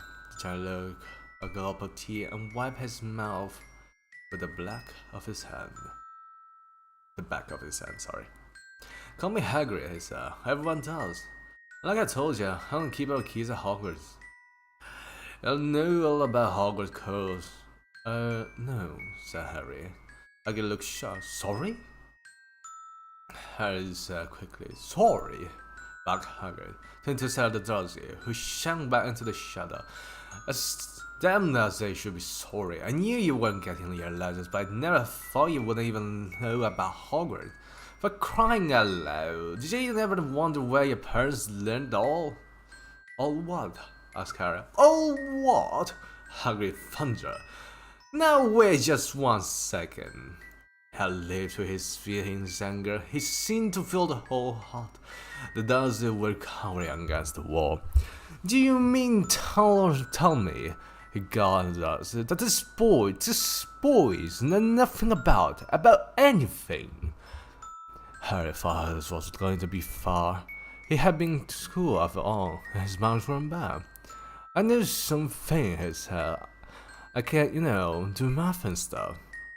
But Hagrid wasn't simple way and said, "About a word, I mean. Your word, my word, your parents' word." "What word?" Hagrid looked as if he was about to expel. "Dursley!" he boomed. Uncle Venom, who had gone very pale, whispered something that sounded like Mimblewimble. Hagrid stared wildly at Harry. "But yeah, much knew about your mom and dad," he said. "I mean, they're famous. You're famous." "What? My mom and dad weren't famous, were they?" "Yeah, I don't know. You don't know." Harry ran his finger through his hair, fixing her with a bewildering stare. "You don't know what you are," he said finally. Uncle Venom suddenly found his nose. "Stop!" he commanded. "Stop right there, sir. I forbid you to tell the boy anything." A brave man and Venom would have quailed under the fierce look Hagrid now gave him. When Hagrid saw his every syllable trembled with rage. "You now told him? Never told him what was in the letter Dumbledore left for him? I knew there. I was there. I was how Dumbledore lived, Dursley. Have you kept it from him all these years?" "Kept what from me?" said I. "Stop! I forbid you!" yelled Uncle Venom in panic, and went against the house hall. "Ah, go boy your heads, both of you," said Hagrid. "Harry, you're a wizard." Sorry. I only know the meme, "Harry, you're a wizard." I never thought I would actually see it in the book. "Harry, you're a wizard." There was silence at the hut. Only the sea and whistle wail could be heard. "I am what?" gasped Harry. "A wizard, of course," said Hagrid, sitting back on the sofa, which grew and sank even lower, "and thumping good and..." "I said, once you've been trained up a bit, well, a mum and a dog like yours, what else would you be? I reckon it's about time you read your letter." Harry stretched out his hand at last to take the yellowish envelope, addressed in emerald green to Mr. Harry Potter. The floor, hot on the rock, the sea. He pulled out the letter and read, "Hogwarts School of Witchcraft and Wizardry. Headmaster Albus Dumbledore, Order of Merlin, First Class Grand Sorcerer, Chief Warlock, Supreme Mugwump, Intentionally Confidential, a Wizard. Dear Mr. Harry Potter, We are pleased to inform you that you have been accepted at Hogwarts School of Witchcraft and Wizardry. Please find enclosed a list of all necessary books and equipment. Term begins on September 1st. We await your owl by no later than July 31st. Yours sincerely, Minerva McGonagall, Deputy Headmistress. Questions exploded inside Harry's head like fireworks, and he couldn't decide which to ask first. After a few minutes, he slammed. What does it mean? They wake my owl? Galloping gorgons, that reminds me, he said Hagrid, clapping a hand to his forehead with enough force to knock over a cart horse. And from yet another pocket inside his coat, he pulled an owl. A real, live, rather rough-looking owl, a long quill and roll of parchment. With his tongue between his teeth, he scribbled a note that Harry could read upside down. Dear Professor Dumbledore, giving Harry his letter. Taking him to buy his things tomorrow. Weather is horrible. Hope you're well. Hagrid. Hagrid rolled up the note, gave it to the owl, which climbed in its beak, went to the door, and threw the owl out of its room. Then he came back and sat down and thought this was a normal us talking on the telephone. Where was I? Said Hagrid. At the moment, Uncle Vernon's ashen face, but looking very angry, moved into the firefly. He's not going, he said, Hagrid and grunted. I'd like Harry see a great muggle like you stop him, said. A what? Said Harry, interested. A muggle, said Harry, agreed. That's why you call them magic folk like them. It's your bad luck you grew up in a family of the biggest muggles I've ever laid eyes on. We swore when we took him and would put a stop to this rubbish, said Uncle Vernon. So we'd stamp it out on him. Wizard, indeed. You knew? Said Harry. You knew I'm a wizard? Knew? Shook Aunt Petunia. Knew? Of course we knew. How could you not be? My dratted sister being what she was. Oh, she got a letter just like that and disappeared after the school. I came out every vacation with her pocket full of frog spawn, turning teacup into rat. I was the only one who saw her for what she was, a freak. But for my mother and father, oh no, it was Lily, this and Lily, this and Lily that. Think we're proud of having a witch in the family. She stopped to draw a deep breath, and then went ranting on. It seemed she had been wanting to say all this for years. Then she met a Potter at school, and they left and got married, and had you, and of course I knew it'd be just the same, just as strange, just as normal. And then, if you please, she went and got herself blown up, and we got landed with you. Harry got gone very wild. As soon as he found his voice, blown up. Determined to die in a car crash. Car crash? Rolled Hagrid, jumping up so angry that the jurors cut back into the corner. How could a crashed car kill Lily and James Potter? It's outrageous, a scandal. Harry Potter not knowing his own story and every kid in our world knows his name. But why? What happened? Asked urgently. The anger faded from Hagrid's face. He looked suddenly anxious. I never expected this, he said, a low, worried voice. I had no idea when Dumbledore told me there might be trouble getting hold of you. How much you didn't know? Ah, Harry. I know if I'm the right person to tell you, but someone's gotta. You can't get off to Hogwarts not knowing. You threw a dirty look at the Dursley. Well, it's best you know as much as I can tell you. Mind, I can't tell you everything. It's a great mystery, part of it. I sat down, staring into the eye for a second, and then said, it begins, I suppose, with a person called. But it's incredible you don't know his name. Everyone in the world knows. Who? Well, I don't like saying the name if I can help it. No one does. Why not? Gulping down gargoyles have where people are still scared. Blamely. This is difficult. See, there was this wizard who went bad. As bad as you could go. Worse than worse. His name was Hagrid, but no one's come.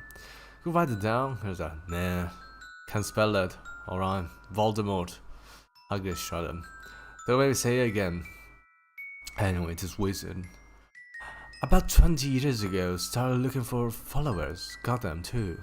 So one were afraid, some just want a bit of his power. Cause he was getting some power, alright. Dark days, Harry. They knew who to trust. Didn't dare get friendly with strangers with their wishes. Terrible things happened. He was taking over. Of course, some stood up to him, and he killed them. Horribly. One of them was a safe place left was Hogwarts. Reckon Dumbledore was the only one you know who was afraid of. Didn't dare try taking control. Not just them, anyway. No, your mom and dad were as good as a witch and wizard as I ever knew. Had boy and girl at Hogwarts in their days. Suppose they must try is why you knew who never tried to get them on his side before. Probably knew they were too close to Dumbledore to want anything to do with the dark side. Maybe he thought he could persuade them. Maybe he just wanted them out of the way. All anyone knew is he turned up in the village where you was all living. On Halloween 10 years ago. He was just a year old. He came to your house and Hagrid suddenly pulled out a very dirty, spotted handkerchief and blew his nose with a sound like a foghorn. Sorry, he said, but it's sad.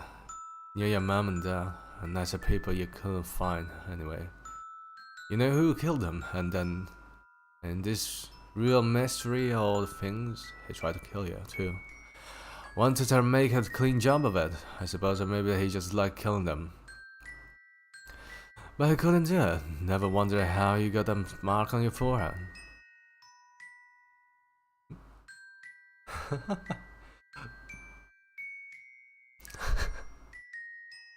Are you guys asleep?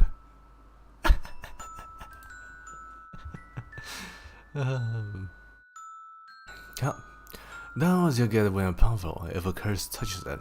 Took care of your mom and dad in your house even. But it didn't work on you.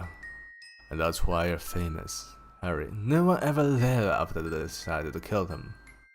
No one except of you. And killed some of them, best wishes and wizards of the age. The McKinkons, the Bones, the Protos.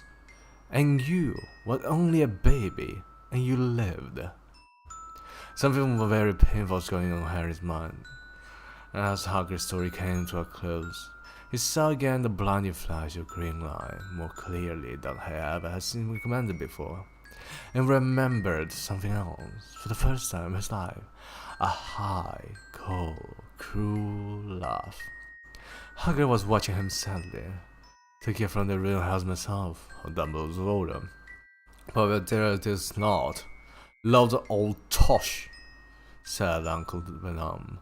Harry jumped. He had almost forgotten that the dogs were there. Uncle Venom certainly seemed to have got back his courage. He was getting a hug and his fits with him. Now you listen here, boy, he snarled. I accept there's something strange about you.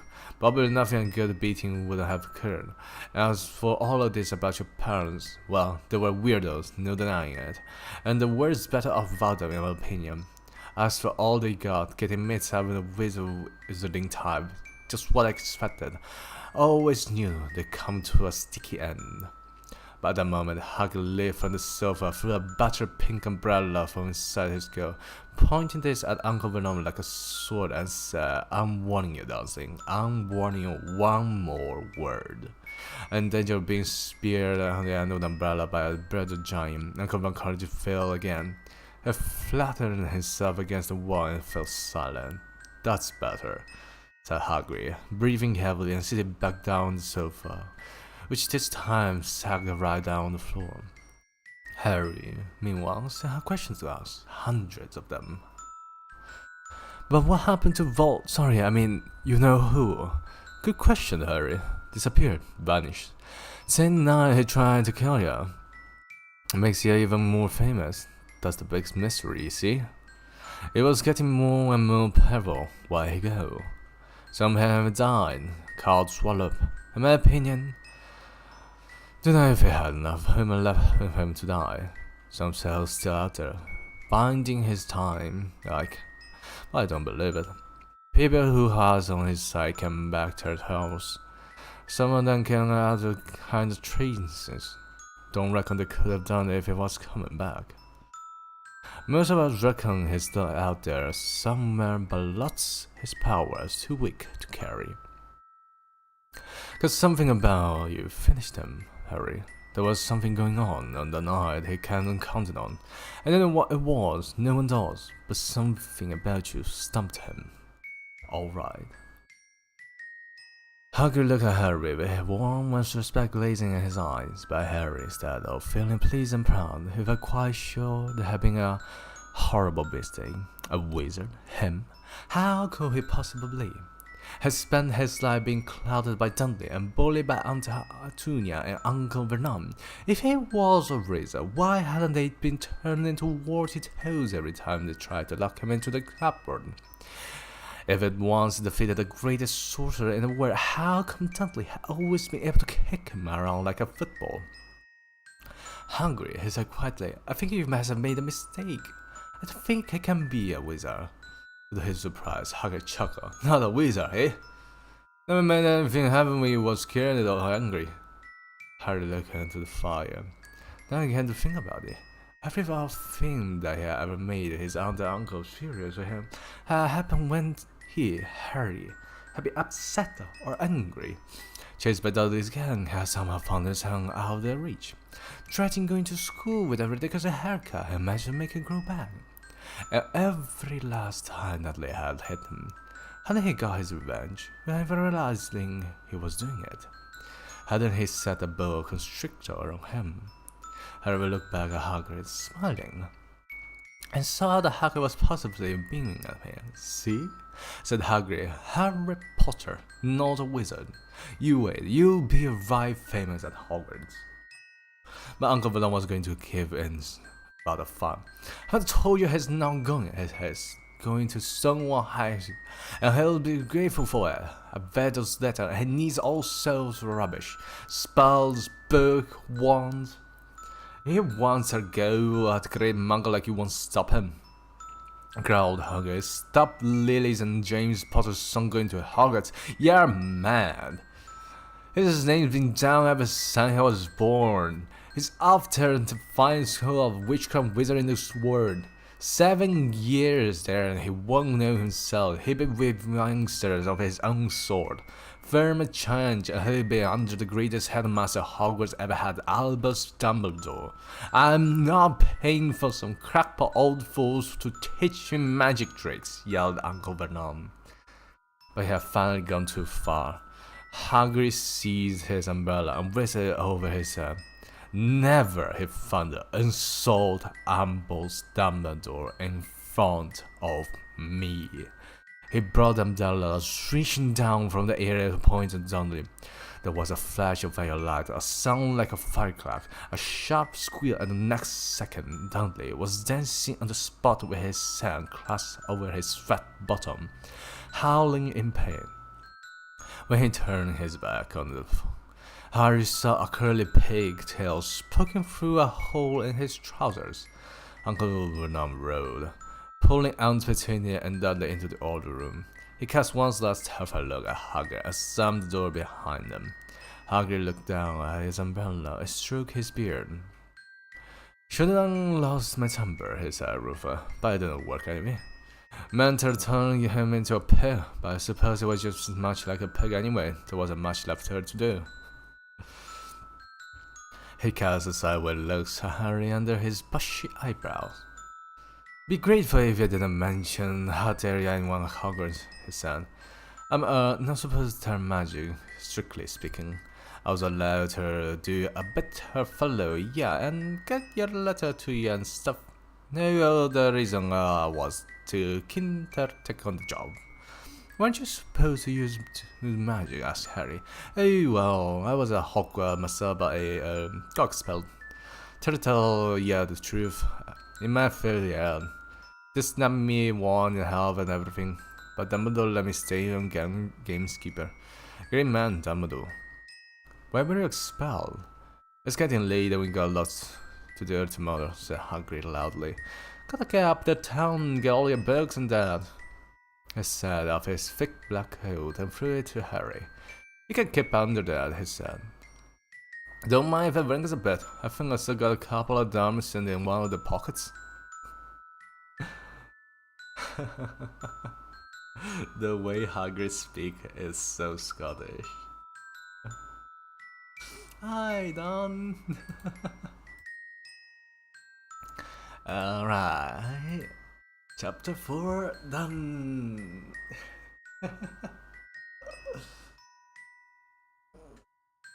Hi, Veronica.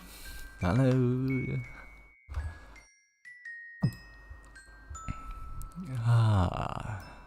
You know what? Do you guys want me to continue?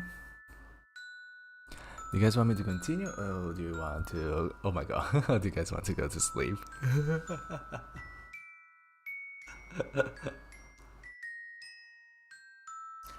You know what? Actually... Hello, you. Actually, you know what? Let's read the last chapter. Let's read chapter 5. And then we stop. How about that?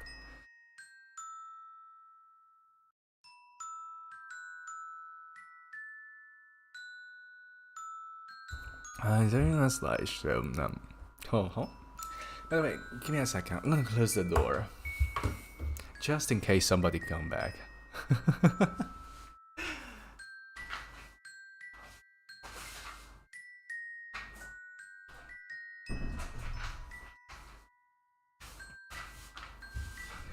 Okay. 我只喜欢今天的节目。Thank you for your matter. I'm glad you like it. What?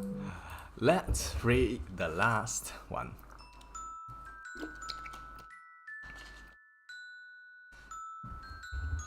Last chapter.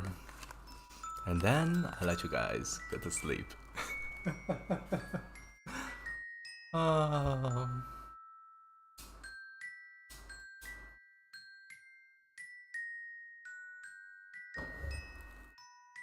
Chapter 5, where is it? Chapter, everything was different. Chapter 5. Oh no. Well, it's gonna be out there anyway, so you guys can just listen to it when you're, when you're almost going to sleep. So yeah, let's finish chapter 5. Diagon Alley. Hagrid woke early the next morning. Although he couldn't tell it was daylight, he kept his eyes shut tight. It was a dream, he told himself firmly. A dream a giant called Hagrid came to tell me I was going to a school of wizards. When I opened my eyes, I'll be at home at my cupboard. There was suddenly a loud tapping noise, and there's Aunt Petunia knocking on the door. Harry thought, he started thinking. But he still didn't open his eye. It was such a good dream. Tap, tap, tap. All right, Harry humbled. I'm getting up. He sat and Hagrid's heavy coat fell off him. The hat was full of sunlight. The storm was over. Hagrid himself was asleep on the collapsed sofa. And there was an owl wrapping its claw at the window. A newspaper held in its beak. Harry scrambled to his feet, so happy he felt as though a large balloon was swelling inside him. He went straight to the window and jerked it open. The owl swooped in and dropped the newspaper on top of Hagrid, who didn't wake up. The owl then fluttered onto the floor and began to attack Hagrid's coat. Don't do that. Harry tried to wave the owl out of the way, but it snapped its beak fierce at him and carried on savaging the clock. Hagrid, said Harry louder, there's the owl. Pay him. Hagrid glanced into the sofa. What? He wants paying for deliver the paper. Look in the pockets. Hagrid could seem to be made of nothing but pockets. Bunch of keys, slug pellets, ball of strings, peppermints, humbugs, tea bags. Finally, Harry pulled out a handful of strange-looking coins. Give him 5 nuts, said Hagrid sleepily. Nuts? The bronze coins. Harry counted the 5 little bronze coins, and the owl held out his leg, so Harry could put the money into a small leather pouch tied to it. Then he flew off for the window. Hagrid yawned loudly, sat up and stretched. Best be off, Harry. Lots to do today. Gotta get up into London and buy all your stuff for school. Harry was turning over the wizard coins and looking at them. He had just thought of something that made him feel as though the happy balloon sound was going a puncture. Hagrid? Said Hagrid, who was pulling out his huge boots. I haven't got any money, and you heard Uncle Venom last night. He won't pay for me to go to magic. Don't worry about that, said Hagrid, standing up and scratching his hand. Do you think your parents don't leave anything for you? But if their house was destroyed, they don't keep the gun in the house, boy. Now, first stuff for us is Gringotts, wizard bangs. Have a sausage, they're not that cold. I wouldn't you say no to a bit of your birthday cake either. Wizard have bangs? Just the one, Gringotts, run by goblins. Harry dropped the bit of sausage he was holding. Goblins? Yeah. See, I've been mad at trying to rob it. I'll tell ya, never mess with goblins, Harry. Gringotts are the safest place in the world for you, and I think you want to keep there. Except maybe Hogwarts. As a matter of fact, I got to visit Gringotts away. For Dumbledore, Hogwarts business. Hagrid drew himself up proudly. He usually gets me introduced to important stuff for him. Fetching you, getting things from Gringotts. You can trust me, you see? Got everything? Come on then. Harry followed Hagrid out of the rock. The sky was quiet, clean now, and the sea gleamed in the sunlight. The boat that Uncle Venom had hired was still there, with a lot of water in the bottom of the storm. How did you get here? Harry asked, looking around for another boat. Flew, said Hagrid. Flew? Yeah. Well, we'll be back on this. Not supposed to use magic now, I've got ya. They settled down in the boat, Harry still staring at Hagrid, trying to imagine him flying. Seems a shame now, though, I said, giving Harry a nod of his sideways look. If I was to, speed things up a bit, would you mind not mentioning it at Hogwarts? Of course not, said Harry, eager to see more magic. Hagrid put out the pink umbrella again, tapped it twice on the side of the bow, and just sped off towards land. Why would you be mad at trying to rob Gringotts? Harry asked. Spells, enchantments, said Hagrid, unfolding his newspaper as he spoke. They said there's dragon guardians, the high security vaults. And then you gotta find your way. Gringotts is 100 miles under London, you see. Deep under the underground. You die of hunger trying to get there out. Even if you did manage to get there your hands on summit. Harry sat and thought about this while Hagrid read his newspaper. The Daily Prophet. Harry had learned from Uncle Vernon that people like to be left alone while they did this, but it was very difficult. He never had so many questions in his life. Ministry, but magic messing things up as usual, Hagrid muttered, turning the page. There's a Ministry of Magic? Harry asked, before he could stop himself. Of course, said Hagrid. They want Dumbledore for Minister, of course, but had never left Hogwarts, so all Council of Fudge got the job. Bungle if he ever was one, so he pelts Dumbledore with owls every morning, asking for advice. But what does a Ministry of Magic do? Well, the main just to keep it from the muggles, that there's still witches and wizards up and down the country. Why? Why? Blame me. Harry, everyone be wanting magic solution to the problems. Now we're best left alone. At this moment, the boat bumped gently into the harbour wall. Hagrid folded up his newspaper, and he climbed up the stone steps onto the street. But there are a lot of Hagrid had to walk through the little town to the station. Hagrid couldn't blame them. Not only was Hagrid twice as tall as anyone else, he kept pointing at perfectly ordinary things at parking meters and saying loudly, "See that, Harry? Things this muggles dream up, eh?" Hagrid, said Harry, painting a beard as he ran to the ground. Did you say there are dragons and Gringotts? Well, so they say, said Hagrid. Creaky, like the dragon. You'd like one? One to one ever says was a kid. Here we go. They reached the station. There was a train in London in 5 minutes' time. Hagrid, who didn't understand muggle money, as he called it, gave the bills to Harry so he could buy their tickets. People stared more than ever on the train. Hagrid took up 2 seats and sat knitting what looks like a canary yellow circus tent. "Sick of your letter, Harry?" he asked, and as he counted the stitches, Harry took the parchment envelope out of his pocket. "Good," said Hagrid. "It's a list of everything you need." Harry unfolded a second piece of paper he didn't notice the night before and read, "Hogwarts School of Witchcraft and Wizardry uniform. First-year student will require 3 sets of plain work robes, black. 1 plain pointed hat, black, for day wear. 1 pair of protective gloves, dragon hide or similar. 1 winter coat, black, silver fastenings. Please note that all people's clothes should carry name tags. Course books. All students should have a copy of each of the following books. The Standard Book of Spells, Grade 1, by Miranda Koshwalk. A History of Magic, by Bathilda Buckshot. Magic Theory, by Albert Waffling. A Beginner Guide to Transfiguration, by Emmerich Switch. 1000 Magical Herbs and Fungi, by Philida Spore. Magical Draught and Potions, by Arsenius Jigger. Fantastic Beasts and Where to Find Them, by New Scamander. The Dark Forces, A Guide to Self-Protection, by Quentin Turnbull. Other equipment, 1 wand, 1 cauldron, pewter standard size 2, 1 set of glass or crystal vials, 1 telescope, 1 brass scale. Students may also bring an owl or a cat or a toad.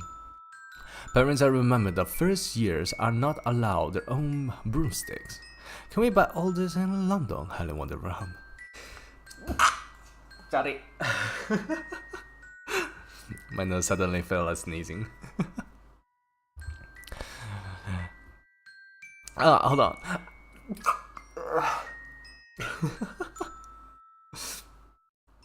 Oh my god.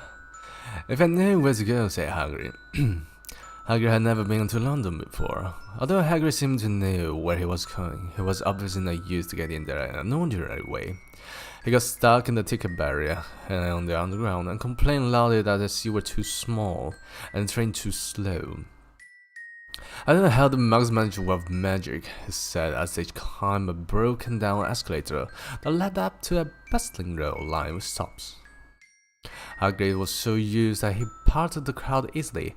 All Harry could do was keep close to him. They passed bookshops, music stores, hamburger restaurants, and cinemas, but nowhere that looked as if it could sell you a magic wand. It was just an ordinary street full of ordinary people. Would there really be piles of wizards' gold bearded mice beneath them? Were there really shops to sell spell books and broomstick? Might this not all be some Joe that the Dursley had cooked up? If Harry hadn't known that the translator had no sense of humor, he might have thought so. Yet somehow, even though everything Hagrid had told me so far was unbelievable, Harry couldn't help trusting him.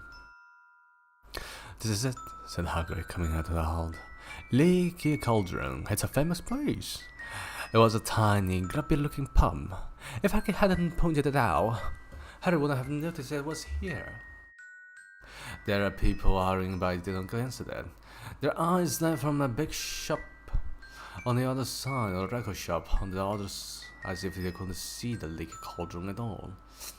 In fact, Harry had the most peculiar feeling that only he and Hagrid could see it. Before he could mention this, Hagrid had steered him inside. For a famous place, it was very dark and shabby. A few old women were sitting in a corner, drinking a tiny glass of sherry. One of them was smoking a long pipe, but another man in the top hat was talking to the older bartender, who was quite bald and looked like a toothless walnut. The low buzz of chatter stopped them when they walked in. Everyone seemed to know him, Hagrid. They waved and smiled at him, and the bartender reached for a glass, saying, "The usual, Hagrid." "Come, Tom, I'm on a Hogwarts business," said Hagrid, clapping his great hand on Harry's shoulder and making Harry's knees buckle. "Good Lord," said the bartender, peering at Harry. Can this be?" The leaky cauldron had suddenly gone completely still and silent. "Bless my soul," whispered the old butler. "Harry Potter, what an honor!" He hurried out from behind the bar, rushed towards Harry and seized his hand, tears in his eyes. "Welcome back, Mr. Potter, welcome back." Harry didn't know what to say. Everyone was looking at him. The old woman with the pie was putting on it without realizing it had gone out. Hagrid was beaming. Then there was a great scraping of chairs, and the next moment, Harry found himself shaking hands with everyone in the leaky cauldron. "Doris Cockfur, Mr. Potter, can't believe I'm meeting you at last. So proud, Mr. Potter, I'm just so proud. I always wanted to shake your hand, I'm all of a flutter. Delight, Mr. Potter, just can't tie you Diggle's the name. Daedalus Diggle." "I've been you before," said Harry. A Daedalus Diggle top half fell off his excitement. "You bowed to me once in that show." "He remembers!" cried Daedalus Diggle, looking around at everyone. "Did you hear that? He remembers me."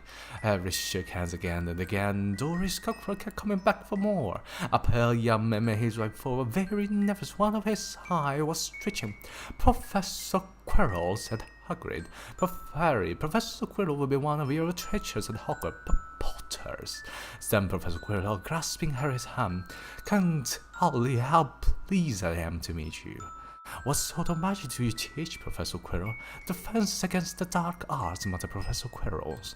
"As for I did not think about them. Not that you need it, eh, Potter?" I laughed nervously. "You'll be getting all your equipment, I suppose. I could pick a new book from vampires myself." He talked terrified at the very thought. But the others wouldn't let Professor Quirrell keep Harry for himself. It took almost 10 minutes to get away from them at all. At last, Hagrid managed to make himself heard over the babble. "Must get on, lost her boy. Come on, Harry." Doris Cockfur shook Harry's hand one last time, and Hagrid led them through the bar and now into a small, walled country yard, where there was nothing but a trash can and a few weeds. Hagrid grinned at Harry. "Told you, didn't I? Told you was famous. Him and Professor Quirrell was trying to meet you. Mind you, his jaw was trembling." "It was always that nervous?" "Oh yeah, poor bloke. Brilliant mind. He was fine with his studying out books, but then he took a year off to get some fish tons of experience. They say he had met vampires in the Black Forest, and there was a nasty bit of trouble with a hag. Not being in the same sense. Scared of the students, scared of his own subjects. Now, where's my umbrella?" Vampires, hags. Harry was swimming. Hagrid, meanwhile, was counting bricks in the wall above the trash can. 3 up, 2 across. A matter of rise, then back, Harry. He tapped the wall 3 times with the point of his umbrella. The brick had touched quiver. It was wriggled. In the middle, a small hole appeared. It grew wider and wider. A second later, they were fencing an archway, large enough even for Hagrid. An archway onto a cobbled street that twisted and turned out the side. "Welcome," said Hagrid, "to Diagon Alley." They grinned at Harry's amazement. They stepped through the archway. Harry looked quickly over his shoulder and saw the archway shrink instantly back into a solid wall. The sun shone brightly on a stack of cauldrons beside the nearest shop. Cauldrons, all sizes, copper, brass, pewter, silver, self-serving, collapsible, said a sign hanging over them. "Yeah, you'll need one," said Hagrid, "but we gotta get your money first." Harry wished he had about 8 more years. He turned his head in every direction as they walked up the street, trying to look at everything at once. The shops, the things outside, and the people going there shopping. A plump woman outside an apothecary was shaking her head as she passed by. "Dragon livers, 17 shekels at once. We're mad." A low, soft hooting came from the duck shop over a sign saying Earlop's Owl Emporium. Tawny, Screech, Barn, Brown, and Snowy, several boys of about Harry's age had their nose pressed up against a window with a broomstick in it. "Look, Harry," said one of them. "The new Nimbus 2000, fastest ever." There were shop-selling robes, shop-selling stethoscope, and strange silver instruments I had never seen before. Windows stacked with barrels of bats, lips and eels' eyes, tottering piles of spells, quills, and rolls of parchment, potion bottles, gobbles, and moon. Gringotts, said Hagrid. They had reached a snowy white building this tower over the old shop, standing beside its burn-sized bronze door, wearing a uniform of scarlet and gold, was... "Yeah, that's a goblin," said Hagrid, quietly as they walked up the limestone steps toward him. The goblin was a head shorter than Harry. He had a swarthy, clever face, a pointed beard, and, Harry noticed, very long fingers and feet. He bowed as he walked inside. Now they were facing a second pair of doors, silver this time, with war engraved upon them. "Enter, stranger, but take heed. Oh, what awaits a sin of greed, for those who take but not to earn, must pay most dearly in their turn. So if you seek beneath our floors a treasure that was never yours, thief you have been won, beware of finding more than treasure there." "Like I said, you're the man trying to get Robert," said Hagrid. A pair of goblins bowed them before the door, and they were in a vast marble hall. About 100 more goblins were sitting on high stools behind a long counter, scribbling in large ledgers, weighing coins in brass scales, examining precious stones through eyeglasses. There were too many doors to count leading off the halls, and yet more goblins were showing people in and out of these. Hagrid and Harry made a counter. "Morning," said Hagrid to the free goblin. "We can't take some money out of Mr. Harry Potter safe." "You have his key, sir?" "Got it here somewhere," said Hagrid. And he started emptying his pocket onto the counter, scattering a handful of moldy duck biscuits over the goblin's book of numbers. The goblin winked his nose. Harry watched the goblin on the right, weighing a pile of rubies as big as glowing coals. "Got it," said Hagrid at last. "Only about a tiny golden key." The goblin looked at the coat. "That seems to be in order." "I've also a letter from Professor Dumbledore," said Hagrid punctually, throwing out his chest. "It's about the you-know-who involved 713. The goblin read the letter carefully. "Very well," he said, handing back to Hagrid. "We'll have someone take you down to both vaults. Griffook." Griffook was yet another goblin. Once Hagrid had ground all the dog's big suit back inside the pocket, he and Harry followed Griffook towards one of the doors leading off the wall. "What's the wall in Vault 715? "Can't tell you that," said Hagrid mysteriously. "Very secret Hogwarts business. Dumbledore trusted me. My job's worth tell him that." Griffook held the door open for them. Harry, who had expected some marbles, was surprised. They were in a narrow stone passageway, lit with flaming torches. It sloped steeply down, and were a lot of railways track on the floor. Griffook whistled, and a small cart came wholly up the track towards them. They climbed in, Hagrid with some difficulty, and were off. At first, they just hurtled through a maze of twisting passage. Harry tried to remember left, right, middle, fork, right, left, but it was impossible. The rattling car seemed to know its own way, because Griffook wasn't steering. Harry's eyes stung as the cold air rushed past them, but he kept them wide open. Once he thought he saw a burst of fire at the end of the passage, and twisted around to see if it was a dragon, but too late. They plunged even deeper, passing an underground lane where huge stalactites and stalagmites grew from the ceiling and floor. "I never knew," Harry called Hagrid over the noise of the car. "What's the difference between a stalagmite and a stalactite?" "A salt's got them in it," said Hagrid, "and don't ask me about just how. If I'm gonna be sick." Sorry.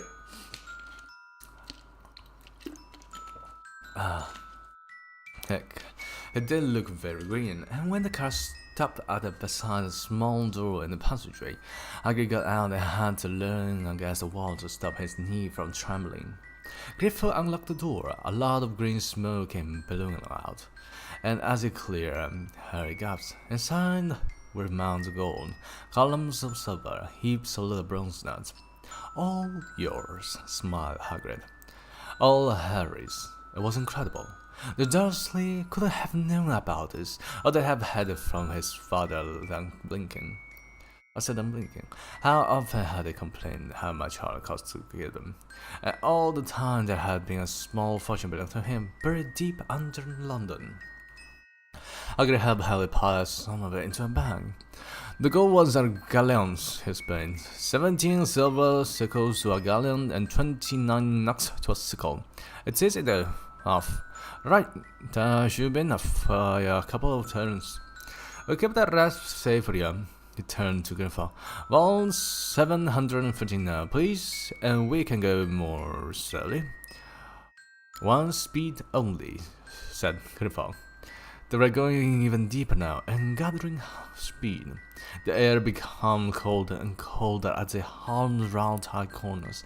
They went rattling over and the ground ravine, and Harry leaned over the side to try to see what was down at the bottom, but Hagrid groaned and pulled him back by the scuff of his neck. Vault 713 had no keyhole. Stand back, said Gryffindor importantly. He stroked the door gently with one of his long fingers and simply melted away. If but the Gringotts goblin tried out, they'd be shucked through the door and chopped in there, said Gryffindor. How often do you check to see if I'm inside? Harry asked. About once every 10 years, said Gryffindor with a rather nasty grin. Something really extraordinary had to be inside this top security vault. Harry was sure, and he leaned forward eagerly, expecting to see fabulous jewels at the very least. But at first he thought it was empty. Then he noticed a granular package wrapped up in a brown paper laying on the floor. Hagrid picked it up and took it inside his coat. Harry longed to know what it was, but knew better than to ask.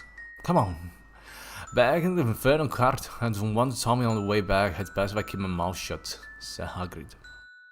On the cart ride later, they stood blinking in the sunlight outside Gringotts. Harry didn't know where to run first now that he had a bag full of money.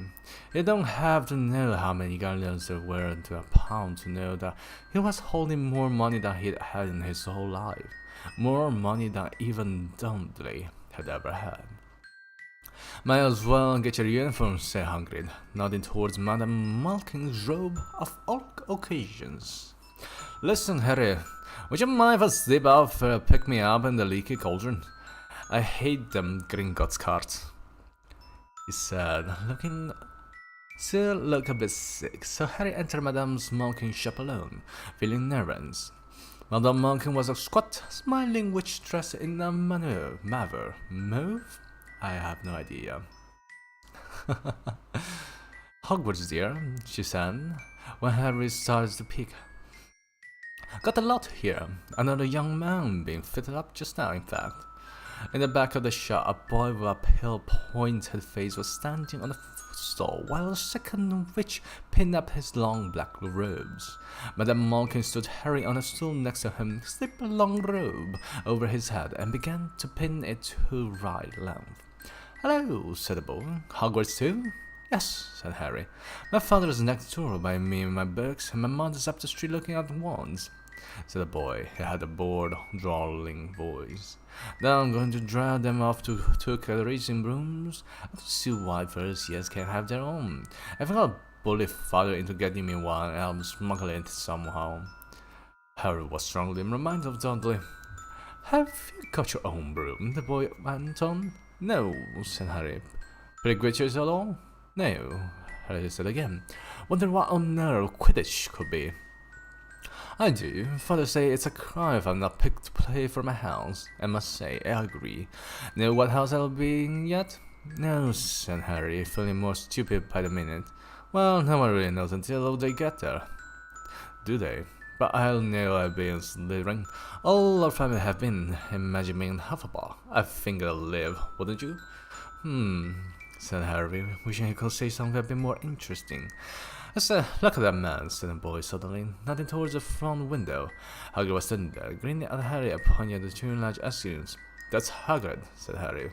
Pleased to know something the boy didn't. He works at COLLAB. Oh, the boy. I've heard of him. He's sort of several, isn't he? He's the gamekeeper, said Harry. He was liking the boy less and less every second. Yes, exactly. I heard he's some sort of savage. Live in a hut on the school grounds, and every now and then he gets drunk, tries to do magic, and ends up setting fire to his bed. I think he's brilliant, said Harry coldly. Do you? Said the boy with a slight sneer. Why is he with you? Where are your parents? They're dead, said Harry shortly. He didn't feel much like going on about matter. Oh, sorry, he said, although not sounding sorry at all. But they were our kind, weren't they? They were a witch and a wizard, if that's what you mean. I really don't think they should let the others soul in, do you? They're just not the same. They've never been brought up to your ways. Some of them have never even heard of Hogwarts until they get the letter. Imagine. I think they should keep it in wild wizard families. What's your names, anyway? But before Harry calls, Madame Malkinson. That's you done, my dear. Harry, not sorry for an excuse to stop talking to the boy, hopped down from the futsal. Well, I see a Hogwarts, I suppose, said the drawling boy. Harry was rather quiet as he ate the ice cream Hagrid had bought him, chocolate and raspberry with chopped nuts. What's wrong? Said Harry. Nothing, Harry lied. They stopped to buy a parchment quills. Harry cheered up a bit when he found a bottle of ink that changed color as you rode. When they had left the shop, he said, Hagrid, what's Quidditch? Blame me, Harry. I kept forgetting how little you know. And knowing about Quidditch. Don't make me feel worse, said Harry. He told Hagrid about the pale boy and Madame Smoking. And he said people from Muggle families shouldn't even be allowed in. You're not from a Muggle family. If I knew who you were, he'd grown up knowing your name if your parents are wizard foes. You saw that everyone's a leaky cauldron. It was like when they saw you, and you even want to know about you. Some of the best I ever saw were the ones that were magic them in a long line of muggles. Look at your mom! Look what she had for her sister! So what is Quidditch? That's a sport, wizard sport. It's like soccer in the muggle world. Everyone follows Quidditch. Played up in the air on broomstick. And fair four balls, sort of hard to explain by rules. And what are Slytherin and Hufflepuff? Schoolhouses. There's four. Everyone says Hufflepuffs are a lot of duffers, but I better than Hufflepuff, said Harry gloomily. Better Hufflepuffs than Slytherin, said Hagrid darkly. There's not a single witch or wizard who went bad who wasn't Slytherin. You know who was one. You know who was a Hogwarts? Years and years ago, said Hagrid. The bar had a school book and shops called Flourish and Bots, where the shelves were cracked to the ceiling, with books as large as paving stone bound in leather. Books the size of postage stamp and cover of silk, books full of peculiar symbols, and few books with nothing in them at all. Even Dudley, who never read anything, would have been wild to get his hand on some of these. Hagrid almost had to drag Harry away from curses and counter-curses, bewitch your friends, and befuddle your enemies, with the lightest revenges, hair loss, jelly legs, tongue tying, and much, much more, by Professor Vindictus Viridian. I was trying to find out how to curse Dudley.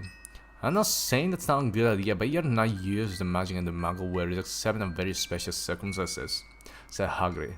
And anyway, you couldn't work any of them curses yet. You'll need a lot more study before you get up to the real level. Hagrid couldn't let Harry buy a solid gold cauldron either. It said pewter on your list. But they got a nice set of skills for weighing potions, ingredients on lapsing brass telescope. Then they visited an apothecary, which was fascinating enough to make up for its horrible smell. A mixture of bad eggs and rotten cabbages, barrel of slimy stuff stewed in the floor. Jars of hare's dried root and bright powders lined the walls. Bundles of feathers, strings of fangs, and snarl claws hung from the ceiling. While Hagrid asked the man behind the counter for a supply of some basic magic potions, Harry himself examined silver unicorn horns, at 21 galleons each, and minuscule glittering black beetle eyes, 5 necks a scoop. Outside the apothecary, Hagrid checked Harry's list again. Just one left. Ah, yeah, I'll see how you got your birthday present. Harry felt himself go red. You don't have to. I know you don't have to. Tell you what, I'll get your animal. Another 2 toads went out of fashion years ago. You'll be laughed at. I don't like cats. They make me sneeze. I'll get you an owl. All the kids want owls. They're dead useful. Carrying a mail and everything.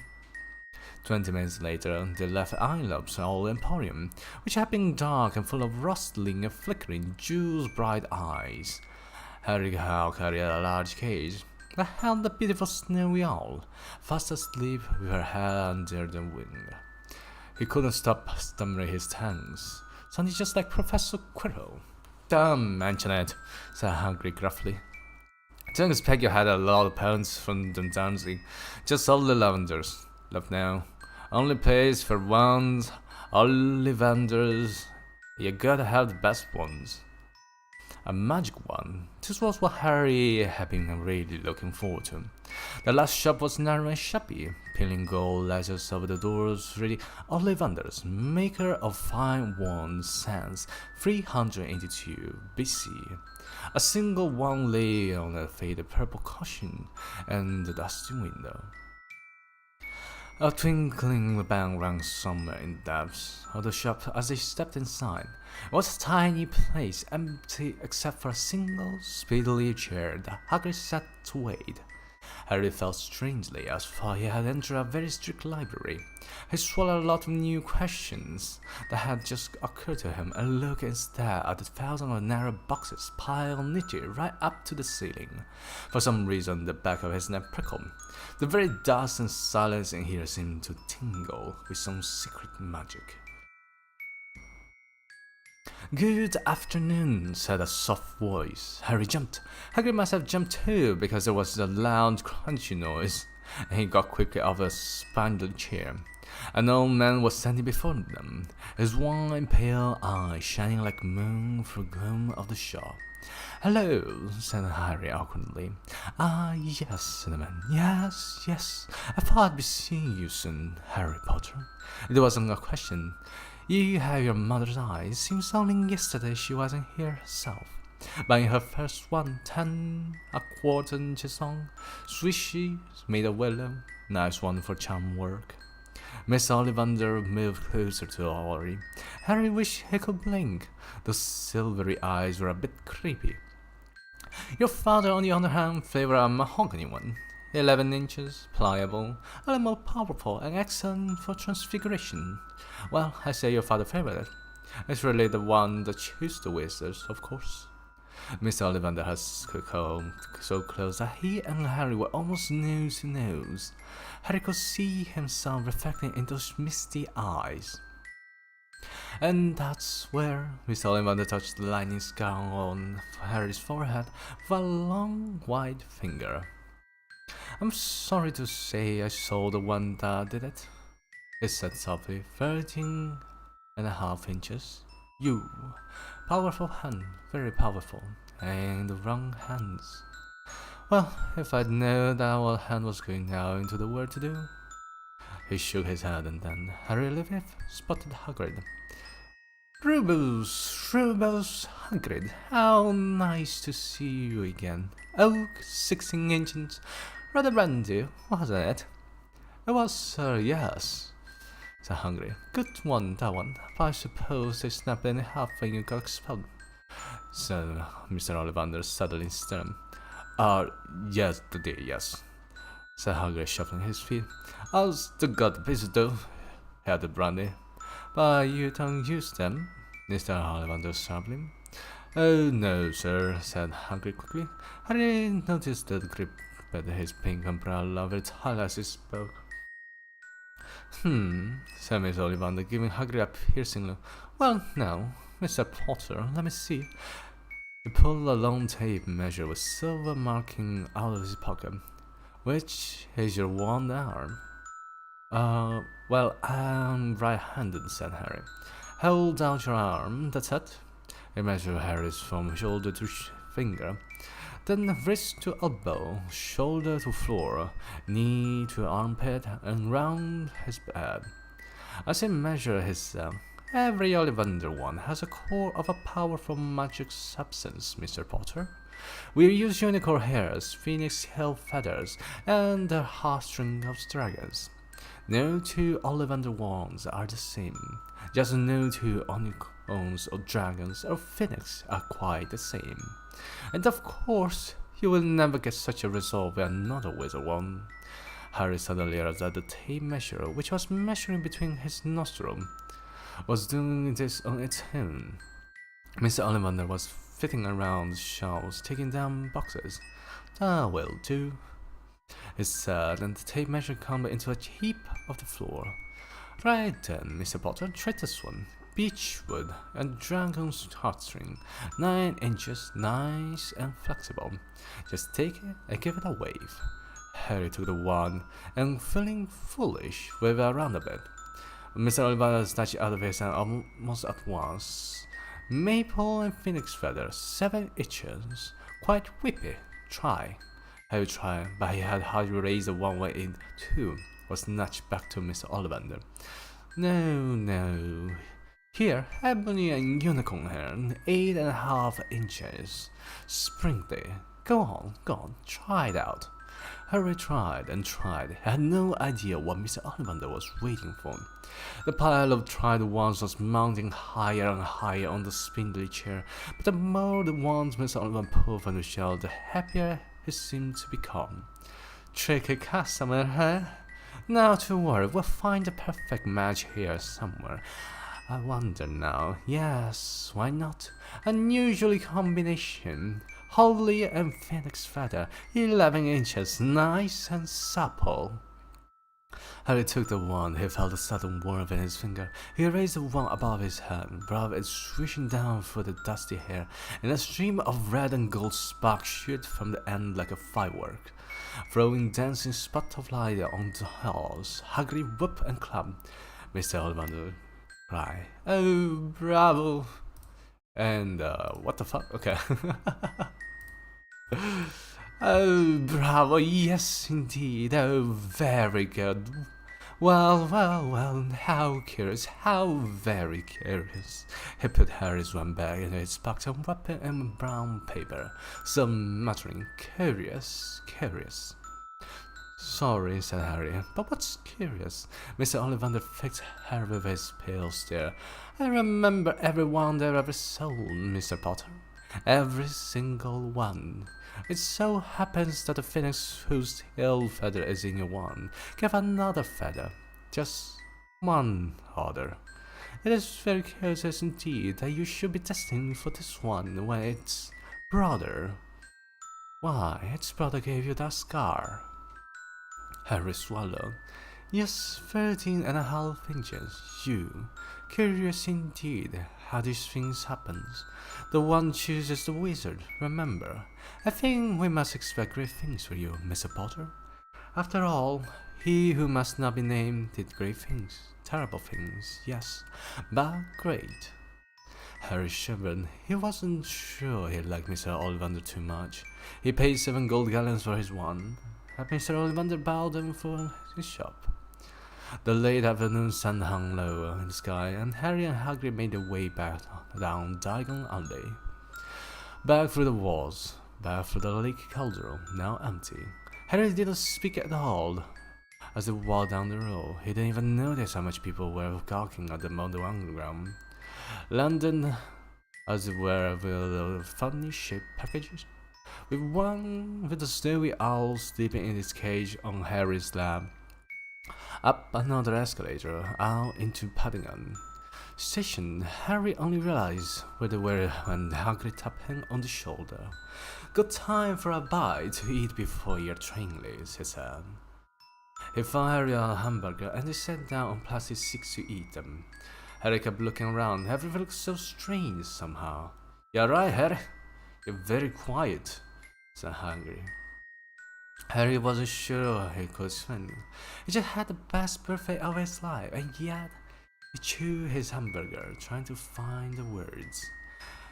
"Everyone thinks I'm special," he said at last. "All those people in the leaky cauldron, Professor Quirrell, Mr. Ollivander, but I don't know anything about magic at all. How can they expect great things?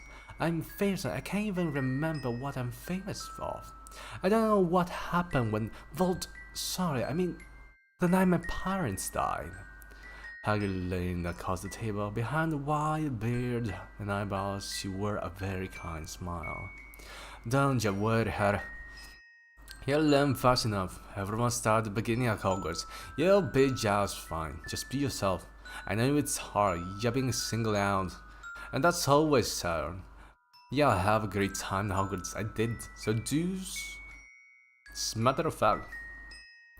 Hagrid helped Harry on top of the train and would take him back to the Dursley, then handed him an envelope. "Your ticket for Hogwarts," he said. "1st of September. King's Cross. It's on your ticket. Any problems with the Dursley, send me a letter with you all. She'll know where to find me. See you soon, Harry." The train pulled out of the station. Harry wanted to watch Hagrid until he was out of sight. He rose in his seat and pressed his nose against the window, but he blinked, and Hagrid was gone. And that is chapter 5 done. We have read through a quarter and a little bit more. And we have read a quarter of the book now. So, one stream a quarter, so pretty much there's still 3 streams to finish this book. Oh wait, hold on a second. Someone's calling me.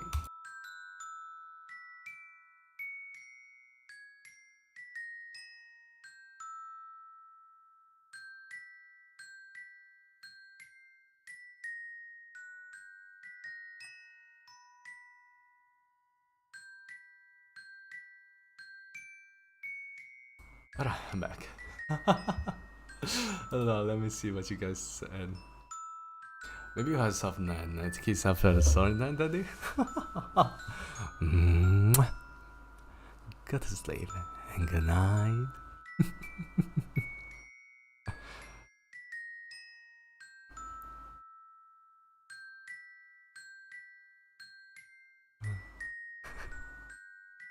Oh, one good night kiss. Adorable. Well, story time is over. Now, go to sleep. Good night.